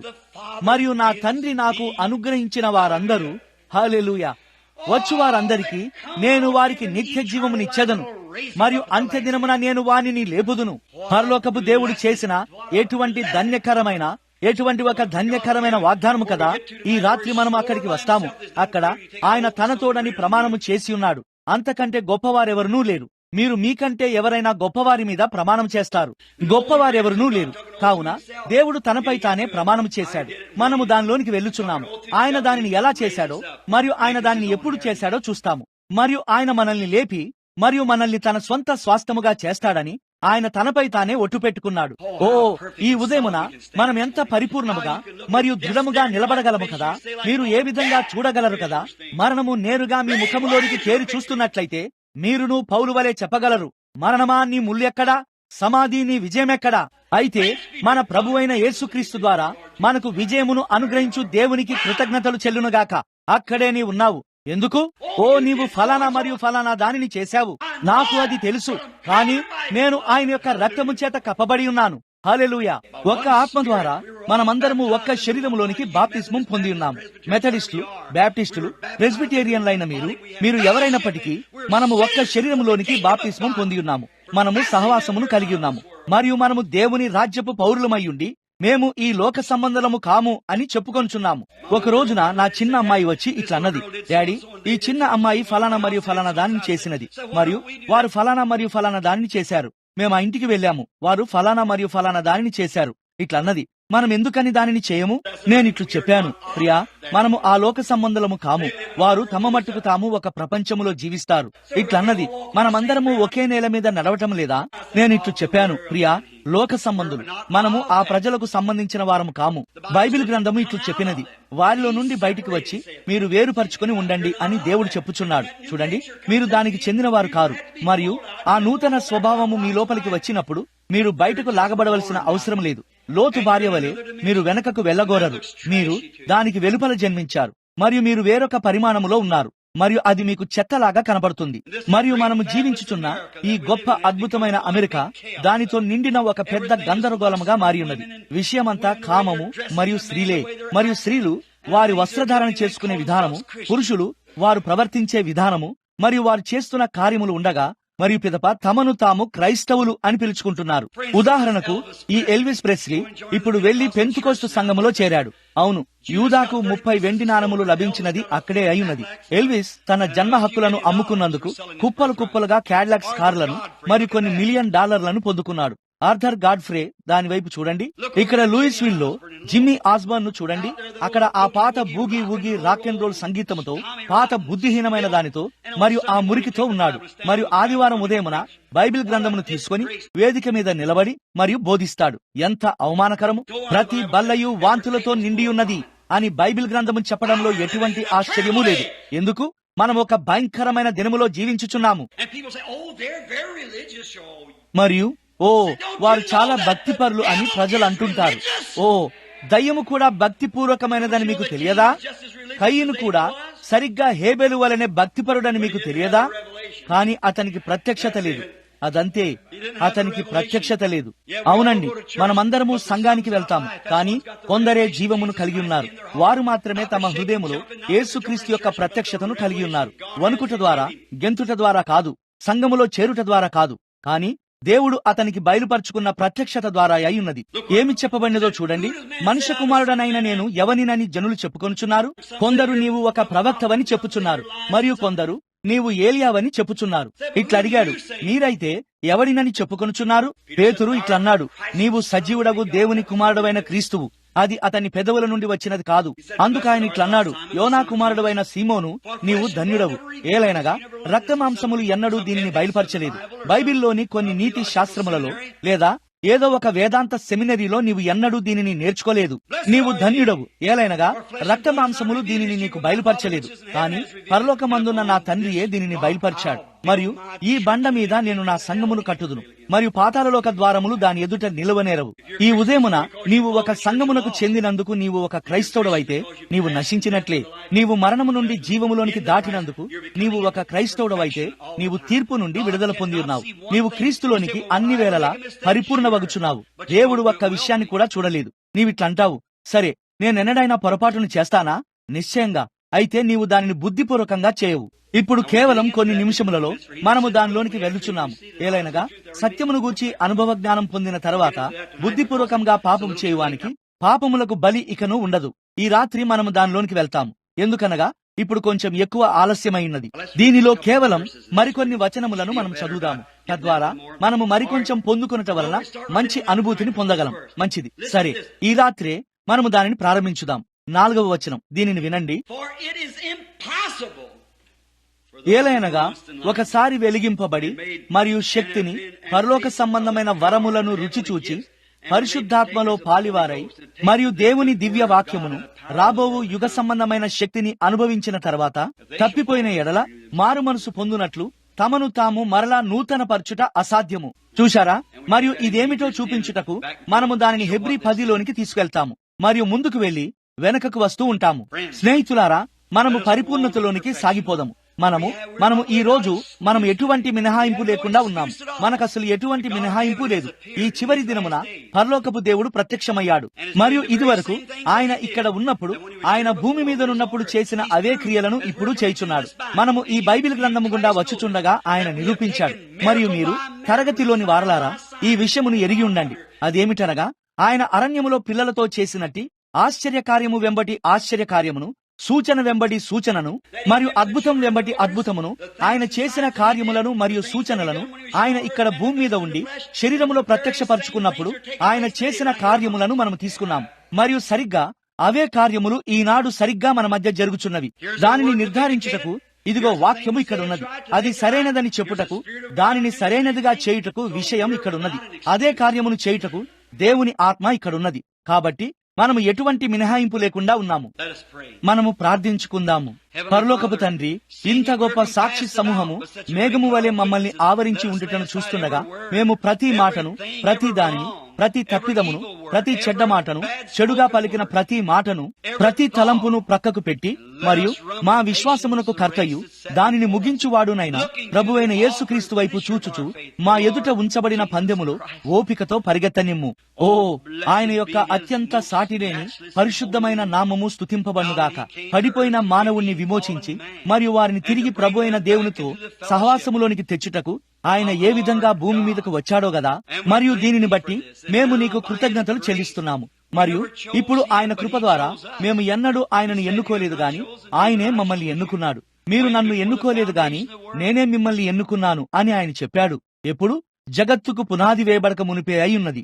మరియు ప్రియమైన దేవా, సంవత్సరముల తరబడి దీనిని వాయిదా వేస్తుండగా మరి అయినను వారి హృదయము వద్ద స్థిరముగా ఒక చిన్న తట్టుటను కలిగి ఉన్నవారు ఈ ఉదయమున ఇక్కడ కూర్చుని ఉండవచ్చును. మంచిది, అంతా బాగవుతుంది అని అనుకుంటూ బహుశా వారు సంఘములో చేరి ఉండవచ్చును. తండ్రి, నిశ్చయముగా ఈ ఉదయము లేఖనములు దానిని వివరించినవి. మేము సంఘము వెనక దాగుకొని నీతిమంతులుగా ఉండలేమని, మంచివారమై ఉండి అబద్ధమాడక మరియు దొంగిలించక మరియు ఏ చెడు చేయకున్నను ఇంకనూ నీతిమంతులుగా ఉండలేమని వివరించినవి. మాకు ఒకే ఒక్క నీతి ఉన్నది. అది మా స్వనీతి కాదు గాని ఆయన యొక్క నీతి అయి ఉన్నది. ఆయన మా రక్షణను పరిపూర్ణము చేశాడు. అందువలన ఆయనలో ఉండుటను బట్టి దేవుడు మా పొరపాట్లను చూడడు. మేము ఏదైనా తప్పు చేసినప్పుడు, ఓ తండ్రి నన్ను క్షమించుము అని కేక వేసే ఒక ఆత్మ మాలో ఉన్నది. అప్పుడు దేవుడు దానిని చూడడు. మరియు అది ఏమిటనగా, మేము ఆయనతో సహవాసములోనికి మరియు కృపలోనికి తీసుకొని రాబడ్డాము. ప్రభువా, మేము ఈ కూటమును ముగించుచుండగా క్రీస్తు నామములో దానిని అనుగ్రహించుము. ఆమేన్. ఒక్క క్షణము నేను మిమ్మల్ని అడగగోర్చున్నాను. మీరేమి చేసినా గాని మీరు నశించిన వారే. దీనిని వినండి. కొంతకాలం క్రితం నేను దీనిని ఇంతకు మునుపు చెప్పి ఉండవచ్చును. ఇదిగో నాకు జరిగిన ఒక చిన్న అనుభవమును చెప్పుచున్నాను. నేను ఓహియోలోని టొలిడో వద్దనున్నాను. నేను ఒక ఉజ్జీవములో ఉన్నాను మరియు అక్కడ ఒక కూటమును కలిగి ఉంటున్నాను. మరియు అనేక మంది ప్రజలు ఉన్నారు. నేను ఉన్న హోటళ్లను వారు ఎరిగి ఉన్నారు. కాబట్టి వారు నన్ను ఆ ఊరిలోనికి తీసుకుని వెళ్లారు. నేను అక్కడ ఒక చిన్న హోటల్లో ఉన్నాను. మేము ఒక చిన్న డంకడ్ అను రెస్టారెంట్ లో భోజనం చేస్తూ ఉన్నాము. అది ఒక అద్భుతమైన స్థలమైనది. అక్కడున్న చిన్న స్త్రీలు సరిగ్గా క్రైస్తవులుగా మరియు ఎంతో పరిశుద్ధులుగా అనిపించుచున్నారు. శుభ్రంగా మరియు చక్కగా ఉన్నారు. ఆదివారం వచ్చినది. నాకు ఆకలి వేసింది. నేను కొద్దిగా ఉపవాసం ఉండి ఉన్నాను. మరియు నేను వీధిని దాటి మరొక వీధికి వెళ్లి కొద్దిగా ఆర్డర్ చేయగోరాను. అక్కడ మూలన ఉన్న ఒక చిన్న దారి ఉన్నది. మరియు తినడానికి ఒక సాధారణమైన మామూలు అమెరికా స్థలం అక్కడ ఉన్నది. చిన్నది, రాత్రంతా తెరవబడి ఉండే ఒక చిన్న స్థలము, ఒక చిన్న భోజనశాల ఉన్నది. ఆ ఆదివారమున మధ్యాహ్నము దాదాపు 2 గంటల సమయంలో నేను అక్కడికి నడిచి వెళ్ళినప్పుడు, ఆ మధ్యాహ్నం బోధించుటకు వెళ్లడానికి ముందు నేను ఎంతో అలసిపోయాను. ఏమి చేయాలో నాకు తెలియలేదు. నేను లోపలికి వెళ్ళాను. మరియు మొట్టమొదట నేను గమనించిన విషయం ఏదనగా, 16-18 సంవత్సరాల వయసు గల ఒక యవనస్తురాలు, ఎవరో ఒక తండ్రి యొక్క ప్రియమైన బిడ్డ, ఎవరో ఒక తల్లి యొక్క ప్రియమైన బిడ్డ తన చేతులను తన నడు మీద పెట్టుకుని ఒక అబ్బాయితో ఆ వెనక నిలబడి ఉన్నది. ఆ కౌంటర్ వద్ద యవనస్తుల గుంపు కూర్చొని ఉన్నారు. ఒక స్లాట్ మెషిన్ చప్పుడు నాకు వినిపించినది. ఇటువైపు చూశాను. మరియు అక్కడ ఒక పోలీసు ఒక స్త్రీపై ఇక్కడ ఆమె నడుంపై చేయి వేసి నిలబడి ఉన్నాడు. మరియు ఒక స్లాట్ మెషిన్ ఆడుతున్నాడు. ఇప్పుడు ఇక్కడున్న బకాయి ప్రజలైన మీకు ఓహియోలో జూదమాడుట మరియు స్లాట్ మెషిన్ ఆడుట చట్టవిరుద్ధమని మీకు తెలుసు. మరియు అది చట్టవిరుద్ధమని మీకు తెలుసు. మరియు ఇదిగో ఇక్కడ చట్టమే ఆ స్లాట్ మెషిన్ ను ఆడుతున్నది. మరి నా వయసు గల ఒక పురుషుడు, బహుశా వివాహితుడై ఉండి గుంపు పిల్లలను కలిగి ఉంటాడు. బహుశా ఒక తాతయ్య అయి ఉండవచ్చును. ఒక పోలీసు రోడ్డు గస్తీ చేయివాడైండి స్లాట్ మెషిన్ ను ఆడుతున్నాడు. అక్కడ ఒక యవనస్తుడు చేసినది ఏమిటి? ఇది చేసినది ఏమిటి? నేను అక్కడ నిలబడ్డాను. నేను లోపలికి రావడం ఎవరూ గమనించలేదు. వారు చాలా బిజీగా ఉన్నారు. వారిలో సగం మంది త్రాగి ఉన్నారు. అయితే నేను గమనించాను. మంచిది, వర్షము రుబార్బు మొక్కకు సమస్య కలిగిస్తుందని మీరు అనుకుంటున్నారా అని ఎవరో అనడం నేను విన్నాను. మరియు ఇటువైపు తిరిగి చూశాను. మరియు అక్కడ ఒక స్త్రీ కూర్చొని ఉన్నది, ఒక వృద్ధురాలు. ఆమె 65-70కి దగ్గరగా ఉంటుంది. మరియు ఆ స్త్రీ ఎవరైనా మంచిగా కనపరుచున్నందుకు నేను వారిని నిందించను. కానీ ఎప్పుడైతే ఆమె తనను తాను సిద్ధపరచుకొని తన తల వెంట్రుకలను నీలి రంగుగా చేసుకొని ఎంతో నీలముగా కనబడునట్లు చేసుకున్నది, మరియు దానినంతా పై వరకు కత్తిరించుకొని మరియు దానిని చాలా నీలి రంగుగా చేసుకున్నది, మరియు ఆమె తన ముఖం మీద చాలా దట్టమైన మ్యానిక్యూర్ ను లేదా మీరు దానిని ఏమని పిలుస్తారో దానిని కలిగి ఉన్నది, మరియు పెద్ద మచ్చలున్నవి, మరియు ఆమె చిన్న పొట్టిలాగులను వేసుకుని ఉన్నది. మరియు ఆ వృద్ధురాలు ఎంతగా ముడతలు పడి ఉందంటే ఆ చర్మము, మాంసము, ఆ చర్మము ఆమె కాళ్ళ మీదుగా అలా వేలాడుచున్నది. మరియు ఆమె త్రాగి ఉన్నది. ఆమె అక్కడ ఒక వృద్ధునితో కూర్చుని ఉన్నది, మరియు అది వేసవి కాలమై ఉన్నది. అతడు ఈ పాత బూడిద రంగు లేదా ఆకుపచ్చ రంగు సైనికుల కోటులలో ఒక దాన్ని ధరించి ఉన్నాడు. అది ఆ విధంగా క్రిందికి వేలాడుచున్నది, మరియు అతని మెడ చుట్టూ ఒక పెద్ద స్కార్ఫ్ ఉన్నది. వారిద్దరూ త్రాగేసి ఉన్నారు, మరియు వారు ఈ దయనీయమైన వృద్ధ స్త్రీతో ఉన్నారు. నేను అక్కడ నిలబడి చుట్టూ చూశాను. నేను ఇట్లా అన్నాను, దేవా, నీవు దానిని ఎలా తట్టుకోగలుగుతున్నావు? ఏమిటి? అటువంటి ఒక దాని వైపు నీవు ఎలా చూస్తున్నావు? కృప ద్వారా రక్షించబడినట్టు ఒక పాపినైన నన్ను అది ఆ విధంగా ఆలోచింపజేస్తే నీవు ఎలా దాని వైపు చూడగలుగుతున్నావు? ఏమిటి? నీవు దానిని పేల్చివేయదు అన్నట్లుగా కనపడుచున్నది. నా చిన్న రిబకా మరియు షారా అటువంటి ఒక ప్రభావం కింద పెరగవలసి ఉంటుందా? ఎక్కడైతే ప్రజలు ఆ విధంగా ప్రవర్తిస్తారో ఈనాటి వలె ప్రఖ్యాతిగాంచినది అని తెలియబడుచున్న అటువంటి ప్రపంచమును నా ఇద్దరు చిన్నారులు ఎదుర్కోవలసి ఉంటుందా? దేవా, నేను ఎన్నడైనా నేను ఏమి చేయగలను? అవును, అది ఆయన కృపయే. వారు నిత్య జీవమునకు నిర్ణయించబడి ఉన్నట్లయితే వారు దాని యొద్దకు వస్తారు. వారు నిర్ణయించబడకపోతే వారు రారు. నాకు తెలియదు, అది దేవుని ఇష్టము. నా వంతు నేను చేస్తాను. నేను ఇట్లా అనుకున్నాను, దేవా, నీవు దానిని ఎలా తట్టుకోగలుగుతున్నావు? నీవు ఎంతో పరిశుద్ధుడవు గనక నీవు దానిని అసలు భూమి మీద నుండి తుడిచివేస్తావన్నట్లు కనబడుచున్నది. నేను ఇట్లా అన్నాను, అక్కడ కూర్చునిన్న ఆ దయనీయమైన అమ్మమ్మను చూడుము, ఆ వెనుక అక్కడున్న ఆ యవనస్తురాల్ని చూడుము, మరియు ఇదిగో ఇక్కడ ఒక స్త్రీ నిలబడి ఉన్నది. దాదాపు 25 సంవత్సరముల వయసు కలిగి ఉంటుంది. మరియు ఆ పోలీసు ఆమె నడు మీద అతని చేతులు వేసి స్లాట్ మెషిన్ ను ఆడుచున్నాడు. మరియు అక్కడే చట్టం ఉన్నది. దేశం పని అయిపోయినది, అక్కడ మాతృత్వం పని అయిపోయినది, ఇక్కడ పెద్దవారి పని అయిపోయినది. మరియు అక్కడ ఆ వెనుక ఒక యవనస్త్రాలు కూర్చుని ఉన్నది, మరియు ఆమె పని అయిపోయినది. వారు సంఘములోనూ లేదా ఇంకెక్కడో ఉండవలసి ఉండగా ఆ అబ్బాయిలను చూడుము. నేను ఇట్లన్నాను, ఓ దేవా, నేను ఏమి చేయగలను? మరియు నేనేమో ఇక్కడ ఈ పట్టణములో ఉన్నాను, నా హృదయం అంతటితో కేక వేయుచున్నాను, మరి వారు దానిని పట్టించుకోకుండా వెళ్లిపోచున్నారు. నేను ఇట్లా అనుకున్నాను, సరే దేవా, సరి.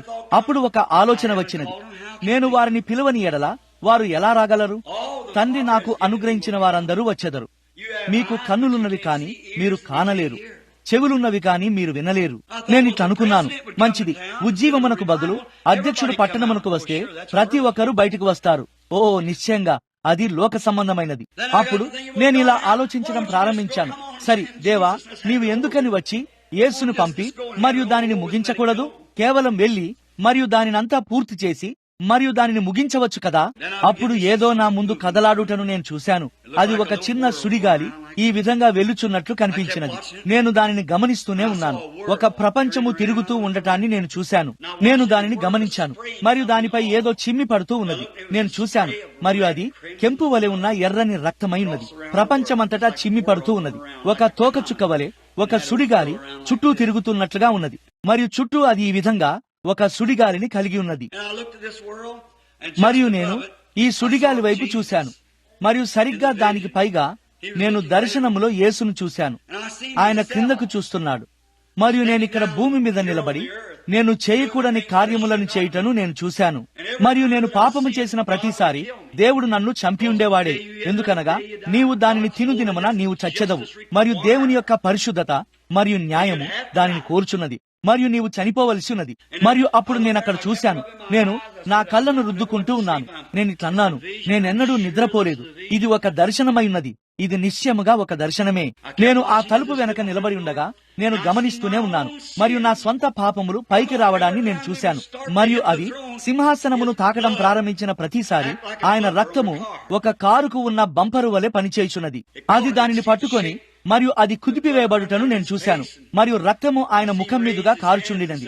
మరియు ఆయన తన చేతులను పైకెత్తి, మరియు తండ్రి, అతడిని క్షమించుము, అతడేమి చేయుచున్నాడో అతనికి తెలియదు అని చెప్పడాన్ని నేను చూశాను. నేను మరొక దానిని చేయడం నేను చూశాను. బంప్ అంటూ అది ఆయనను మరలా కుదిపివేసినది. అది సరిగ్గా అప్పుడే దేవుడు నన్ను చంపి ఉండేవాడు, కానీ ఆయన రక్తము నన్ను పట్టుకొనుచున్నది. అది నా పాపములను పట్టుకొనుచున్నది. ఓ దేవా, నేను దానిని చేశానా? నిశ్చయంగా అది నేను కాదు అని నేను అనుకున్నాను, కానీ అది నేనే. పిదప నేను ఆ గదిలోనికి వెళ్తున్నట్లు నేను ఈ విధంగా నడుచుకుంటూ వెళ్ళాను, మరియు నేను ఆయనకు దగ్గరగా నడిచి వెళ్ళాను. అక్కడ ఒక పుస్తకం ఉండటాన్ని నేను చూశాను. దాని మీద నా పేరు ఉన్నది, మరియు దానికి అడ్డంగా అన్ని రకాల నల్లని అక్షరాలు వ్రాయబడి ఉన్నవి. నేను ఇట్లన్నాను, ప్రభువా, నేను దీనిని చేసినందుకు నన్ను క్షమించుము. నీవు దానిని చేయుటకు నా పాపములే కారణమైనవా? నేను ప్రపంచమంతటా నీ రక్తమును చిందినట్లు చేశానా? ప్రభువా, నేను నీకు దీనిని చేశానా? నేను దీనిని చేసినందుకు నన్ను క్షమించుము. మరియు ఆయన దగ్గరకు వచ్చాడు. నేను ఇట్లన్నాను, నీవు నన్ను క్షమిస్తావా? నేను కావాలని చేయలేదు. నేను కేవలం నీవు నాకు సహాయం చేస్తే నీ కృపను బట్టి నేను ఒక మంచి అబ్బాయిగా ఉండుటకు ప్రయత్నిస్తాను. ఆయన తన చెయ్యితో తన ప్రక్కను స్పర్శించి తన వ్రేలితో నా పుస్తకముపై క్షమించబడినది అని వ్రాసి దానిని తన వెనుకకు మరిచిపోవుట అనే సముద్రంలోనికి విసిరివేశాడు. నేను దానిని కొద్దిసేపు గమనించాను, మరియు ఆయన ఇట్లన్నాడు, ఇప్పుడు నేను నిన్ను క్షమించాను, కానీ నీవేమో ఆమెను ఖండించాలని కోరుతున్నావు. చూశారా? ఇట్లన్నాడు, నీవు క్షమించబడ్డావు, కానీ ఆమె సంగతేమిటి? నీవు ఆమెను పేల్చివేయగోరావు. ఆమె బ్రతకాలని నీవు కోరలేదు. నేను ఇట్లనుకున్నాను, ఓ దేవా, నన్ను క్షమించుము. అలా ఆలోచించాలని నా భావం కాదు. నేను దానిని చేయాలనుకోలేదు. నీవు క్షమించబడ్డావు, నీకు బాగుగానే అనిపించుచున్నది, కానీ ఆమె సంగతేమిటి?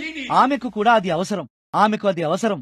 సరి, నేను ఇట్లా అనుకున్నాను, దేవా, నీవు ఎవరిని పిలిచావో మరియు నీవు ఎవరిని పిలవలేదో నాకెలా తెలుస్తుంది? ప్రతి ఒక్కరితో మాట్లాడుట నా పనయ్యున్నది. కావున ఆ దర్శనము నన్ను విడిచిపెట్టినప్పుడు నేను ఆమె యొద్దకు నడిచి వెళ్ళాను. నేను ఇట్లా అన్నాను, శ్రీ, నీవు ఎలా ఉన్నావు? మరియు ఆ ఇద్దరు పురుషులు స్నానాల గదిలోనికి వెళ్లారు, మరియు ఆమె అక్కడ కూర్చొని, మీకు తెలుసు కదా, ఎక్కిళ్లు పడుతూ నవ్వుతూ ఉన్నది. బల్ల మీద విస్కీ సీసా ఉన్నది, లేదా బీరై ఉండవచ్చును. వారు త్రాగుచుండిన ఆ చోట అది అక్కడ మద్యం ఉండినది. నేను నడిచి వెళ్ళాను. నేను ఇట్లన్నాను, నీవు ఎలా ఉన్నావు? మరియు ఆమె ఇట్లన్నది, ఓ హలో. మరియు నేను ఇట్లన్నాను, నేను కూర్చోవచ్చా? ఆమె ఇట్లన్నది, ఓ నాతో కొందరున్నారు. నేను ఇట్లన్నాను, సహోదరి, నా ఉద్దేశం అది కాదు. నేను ఆమెను సహోదరి అని పిలిచినప్పుడు ఆమె నా వైపు చూసినది. ఆమె ఇట్లన్నది, నీకు ఏమి కావాలి? నేను ఇట్లన్నాను, కేవలం 1 నిమిషం నేను కూర్చోవచ్చా? అలాగే కూర్చోండి అని ఆమె అన్నది. మరియు నేను కూర్చున్నాను. ఏమి జరిగినదో నేను ఆమెకి చెప్పాను. ఆమె ఇట్లన్నది, నీ పేరేమిటి? మరియు నేను ఇట్లన్నాను, బ్రెన్హామ్. ఆమె ఇట్లన్నది, ఇక్కడ ఈ కార్యక్షేత్రములో ఉన్న వ్యక్తి మీరేనా? నేను ఇట్లన్నాను, అవునమ్మా. ఆమె ఇట్లు చెప్పినది, నేను అక్కడికి రావాలని కోరుచున్నాను. ఆమె ఇట్లన్నది, మిస్టర్ బ్రెన్హామ్, నేను ఒక క్రైస్తవ కుటుంబంలో పెరిగాను. ఆమె ఇట్లు చెప్పినది, క్రైస్తవులైన 2 యవన బాలికలు నాకున్నారు, కానీ ఫలానా సంగతులు జరిగినది, మరియు ఆమె తప్పుడు దారిలోనికి మళ్ళినది, లేదా తప్పుడు దారిలో వెళ్లడం ప్రారంభించినది. నేను ఇట్లన్నాను, కానీ సహోదరి, నేను లెక్క చేయను. రక్తము ఇంకను నీ చుట్టూ ఉన్నది. ఈ ప్రపంచము రక్తముతో కప్పబడి ఉన్నది. అది కప్పి ఉండకపోతే దేవుడు మనల్ని ప్రతి ఒక్కరిని చంపివేసేవాడు. ఆ రక్తము తీసివేయబడినప్పుడు తీర్పు కొరకు ఎదురు చూడటమే. కానీ ఇప్పుడు ఆ రక్తము లేకుండా నీవు చనిపోతే నీవు ఆ స్థితిని దాటి వెళ్లిపోతావు. అప్పుడు నీ కొరకు పనిచేయుటకు ఏమీ ఉండదు. ఈ రోజు రక్తము నీ స్థానములో పనిచేస్తుంది. నేను ఇట్లా అన్నాను, శ్రీ, నిశ్చయముగా రక్తం ఇంకను నిన్ను కప్పి ఉన్నది. నీ శరీరంలో ఊపిరి ఉన్నంత కాలం రక్తము నిన్ను కప్పి ఉంటుంది. కానీ ఏదో ఒక రోజున ఆ ఊపిరి ఇక్కడి నుండి వెళ్లిపోయినప్పుడు ఆత్మ బయటకు వెళ్లిపోతుంది. నీవు ఆ రక్తమును దాటి వెళ్లిపోతావు, మరియు తీర్పు తప్ప ఇక ఏమీ ఉండదు. క్షమాపణ పొందుటకు నీవు ఒక అవకాశమును కలిగి ఉన్నప్పుడే. మరియు నేను ఆమె చేయి పట్టుకున్నాను. ఆమె ఏడ్చుచున్నది. ఇట్లన్నది, మిస్టర్ బ్రెన్హామ్, నేను త్రాగుచున్నాను. నేను ఇట్లన్నాను, దాని వలన ఇబ్బంది లేదు, వచ్చి నీతో చెప్పమని ఏదో ఒకటి నన్ను హెచ్చరించినది. నేను ఇట్లన్నాను, సహోదరి, జగత్తుకు పునాది వేయబడక ముందే దేవుడు నిన్ను పిలిచాడు, మరియు నీవు తప్పు చేయుచున్నావు, మరియు నీవు కేవలం దానిని మరింత దిగజార్చుచున్నావు. ఆమె ఇట్లన్నది, ఆయన నన్ను తీసుకుంటాడని మీరు అనుకుంటున్నారా? నేను ఇట్లన్నాను, ఖచ్చితంగా ఆయన నిన్ను తీసుకుంటాడు. అక్కడ ఆమె మోకాళ్లు వేసినది. మేము ఆ గది మధ్యలో మోకాళ్లు వేశాము, మరియు ఒక పాత కాలపు ప్రార్థనా కూటమును కలిగి ఉన్నాము. ఆ పోలీసు తన టోపీని తీసివేసి ఒక మోకాలిపై వంగి ఉన్నాడు. ఆ స్థలములో మేము అక్కడే ఒక ప్రార్థనా కూటమును కలిగి ఉన్నాము. ఎందుకు? దేవుడు సర్వాధికారము గలవాడు. ఈ నిర్జీవ క్రియలను ప్రక్కన పెట్టి మనము సంపూర్ణమగుటకు సాగిపోదము. నేను సంఘమునకు చెంది ఉన్నాను, నేను దానికి చెంది ఉన్నాను అనునటువంటివి అన్నీ ముగించబడినట్టి ఆ పరిధిలోనికి మనం వెళ్దాము మరియు మనము పరిపూర్ణతలోనికి సాగిపోదాము. పాపి అయిన నా స్నేహితుడా, ఈ రోజు నీవు రక్తము లేకుండా, రక్షణ లేకుండా, కృప లేకుండా ఉన్న ఎడల యేసుక్రీస్తు రక్తము నిన్ను పట్టుకొని ఉన్నది. మంచిది, ఈ సమయమంతా నేను బాగానే దాటి వెళ్ళాను కదా అని నీవు అనవచ్చును. కాని ఎక్కడైతే నీ కొరకు ఏదియు పనిచేయదో అటువంటి ఒక చోటికి ఒక దినమున నీవు వెళ్తావు. మన తలలు వంచి ఉండగా ఇప్పుడు మనం ప్రార్థించుకుందాము. దేవా, నన్ను కనికరించుము, నేను తప్పు చేశానని నేను గ్రహిస్తున్నాను అని చెప్పుటకు ఇష్టపడేవారు ఎవరైనా ఒకరు ఈ రోజు ఇక్కడ ఉన్నారా? బహుశా మీరు సంఘములో చేరి ఉండవచ్చును, అది మంచిదే. కానీ మీరు క్రీస్తు యొక్క కృపను పొందుకనని ఎడల మీరు మీ చేతిని పైకెత్తి, సహోదరుడ బ్రెన్హాం, నా కొరకు ప్రార్థించుము అని చెప్తారా? మిస్టర్, దేవుడు నిన్ను దీవించునుగాక. శ్రీ, దేవుడు నిన్ను దీవించునుగాక. అది నిజము. ఆ వెనకనున్న అయ్యా, దేవుడు నిన్ను దీవించునుగాక. దేవుడు నిన్ను మరియు నిన్ను దీవించునుగాక. ఆ వెనకాల అవును, దేవుడు నిన్ను దీవించునుగాక. మీ చేతిని పైకెత్తండి. అది నిజము. కేవలం మీ చేతిని పైకెత్తి, దేవా నన్ను కనికరించుము అని చెప్పండి. మీరు ఇట్లంటారు, సహోదరుడ బ్రెన్హాం, నేను సంఘమునకు చెంది ఉన్నాను. అవును, నేను మంచిగా ఉండుటకు ప్రయత్నించాను, కానీ నాకు తెలియదు, నేను అసలు దాన్ని చేయలేను అన్నట్లు అగుపించుచున్నది. ఓ దయనీయమైన యాత్రికుడా, దయనీయమైన బలహీనమైన స్నేహితుడా, నీవింకనూ నిజముగా దర్శనమును ఎన్నడూ చూడలేదు. మీరిట్లంటారు, సహోదరుడా బ్రెన్హాం, నేను కేకలు వేశాను, నేను భాషలతో మాట్లాడాను, నేను ఇదంతా చేశాను. అది కూడా నిజమే కావచ్చు, అది మంచిదే, దానికి వ్యతిరేకంగా చెప్పడానికి ఏమీ లేదు. కానీ నా ప్రియమైన తప్పిపోయిన స్నేహితుడా, అయితే భాషలతో మాట్లాడుట, లేదా ఊగుట, లేదా కరచాలనము చేయుట, లేదా బాప్తిస్మము పొందుట, అదంతా మంచిదే. కానీ ఆయనను ఎరుగుట అనగా ఒక వ్యక్తిని ఎరుగుటయై ఉన్నది.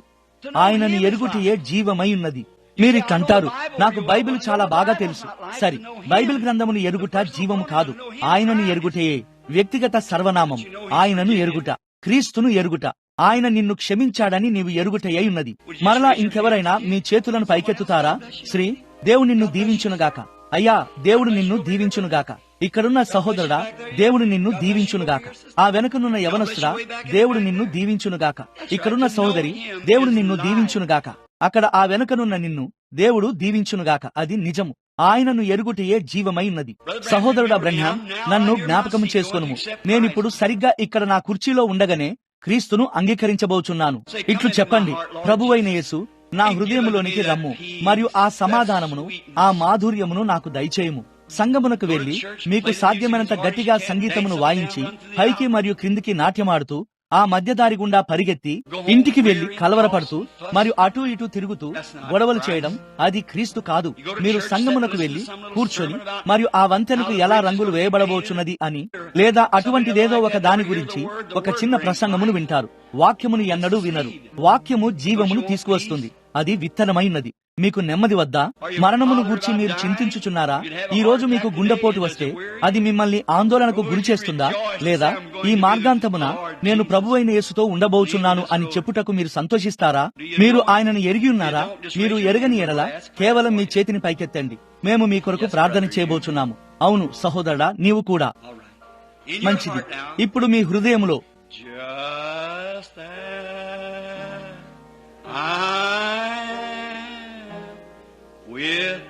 without one plea, but that thy blood was shed for who? For me. Because I promise I'll believe.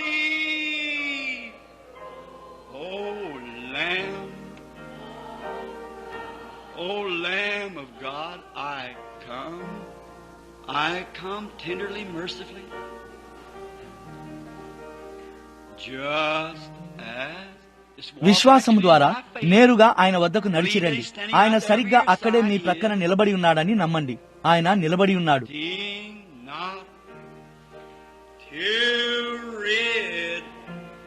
My soul of how much now? Of one temper, malice, to Him whose blood can cleanse each spot. Oh, Lamb, by faith I walked to the cross this morning. I lay my burdens down. ఈ ఉదయమున విశ్వాసము ద్వారా నేను శిలువ వద్దకు నడుస్తాను. నా భారములను నేను క్రింద పెట్టుచున్నాను. నేను వచ్చుచున్నాను. ఆ వెనుకనున్న నిన్ను దేవుడు దీవించునుగాక. అది మంచిది.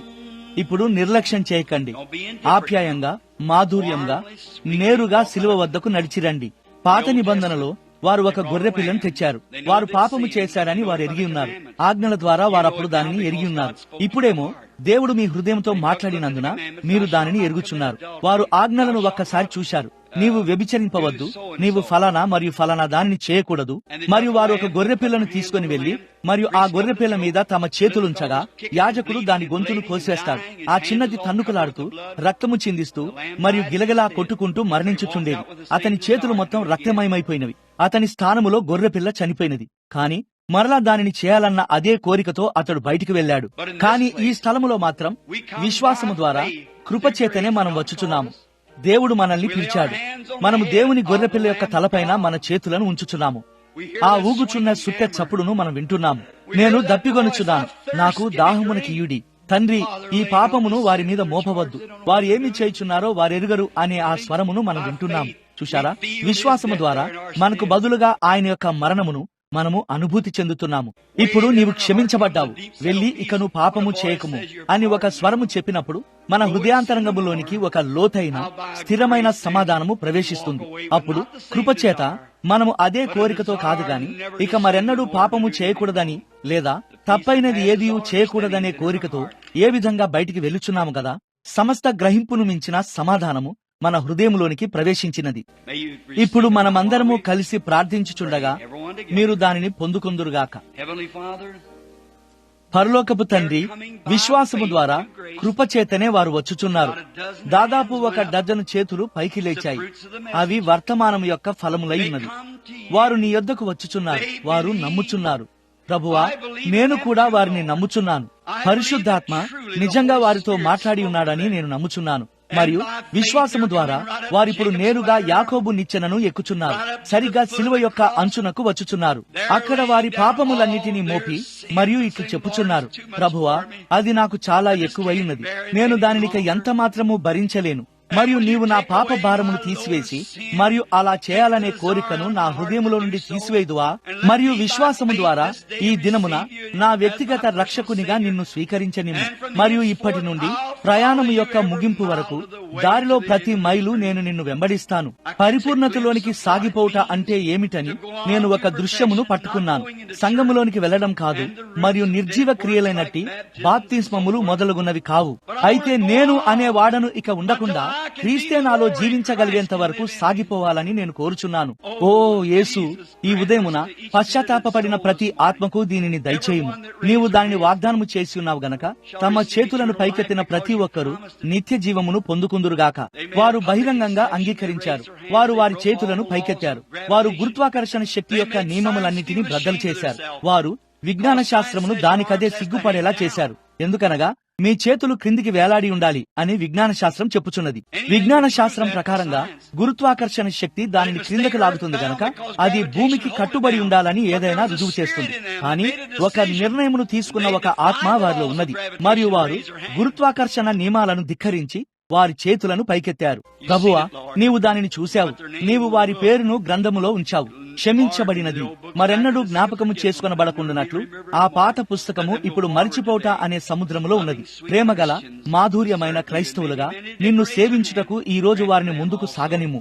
మరియు బహుశా తమ చెయ్యిని పైకెత్తని అనేక మంది ఉండవచ్చును. వారికి కూడా దానిని అనుగ్రహించుము. ప్రభువా, పరిశుద్ధులను నీకు మరికొంచెము దగ్గరగా నడవనిమ్ము. ఏలైనగా నిన్న మేము ఉన్నదానికంటే ఇప్పుడు మేము గృహమునకు ఒక దినము దగ్గరయ్యాము. ప్రభువా, నీవు మాతో ఉండుము. ఏలైనగా క్రీస్తు నామములో ఆయన మహిమ కొరకు మేము దీనిని అడుగుచున్నాము. ఆమేన్.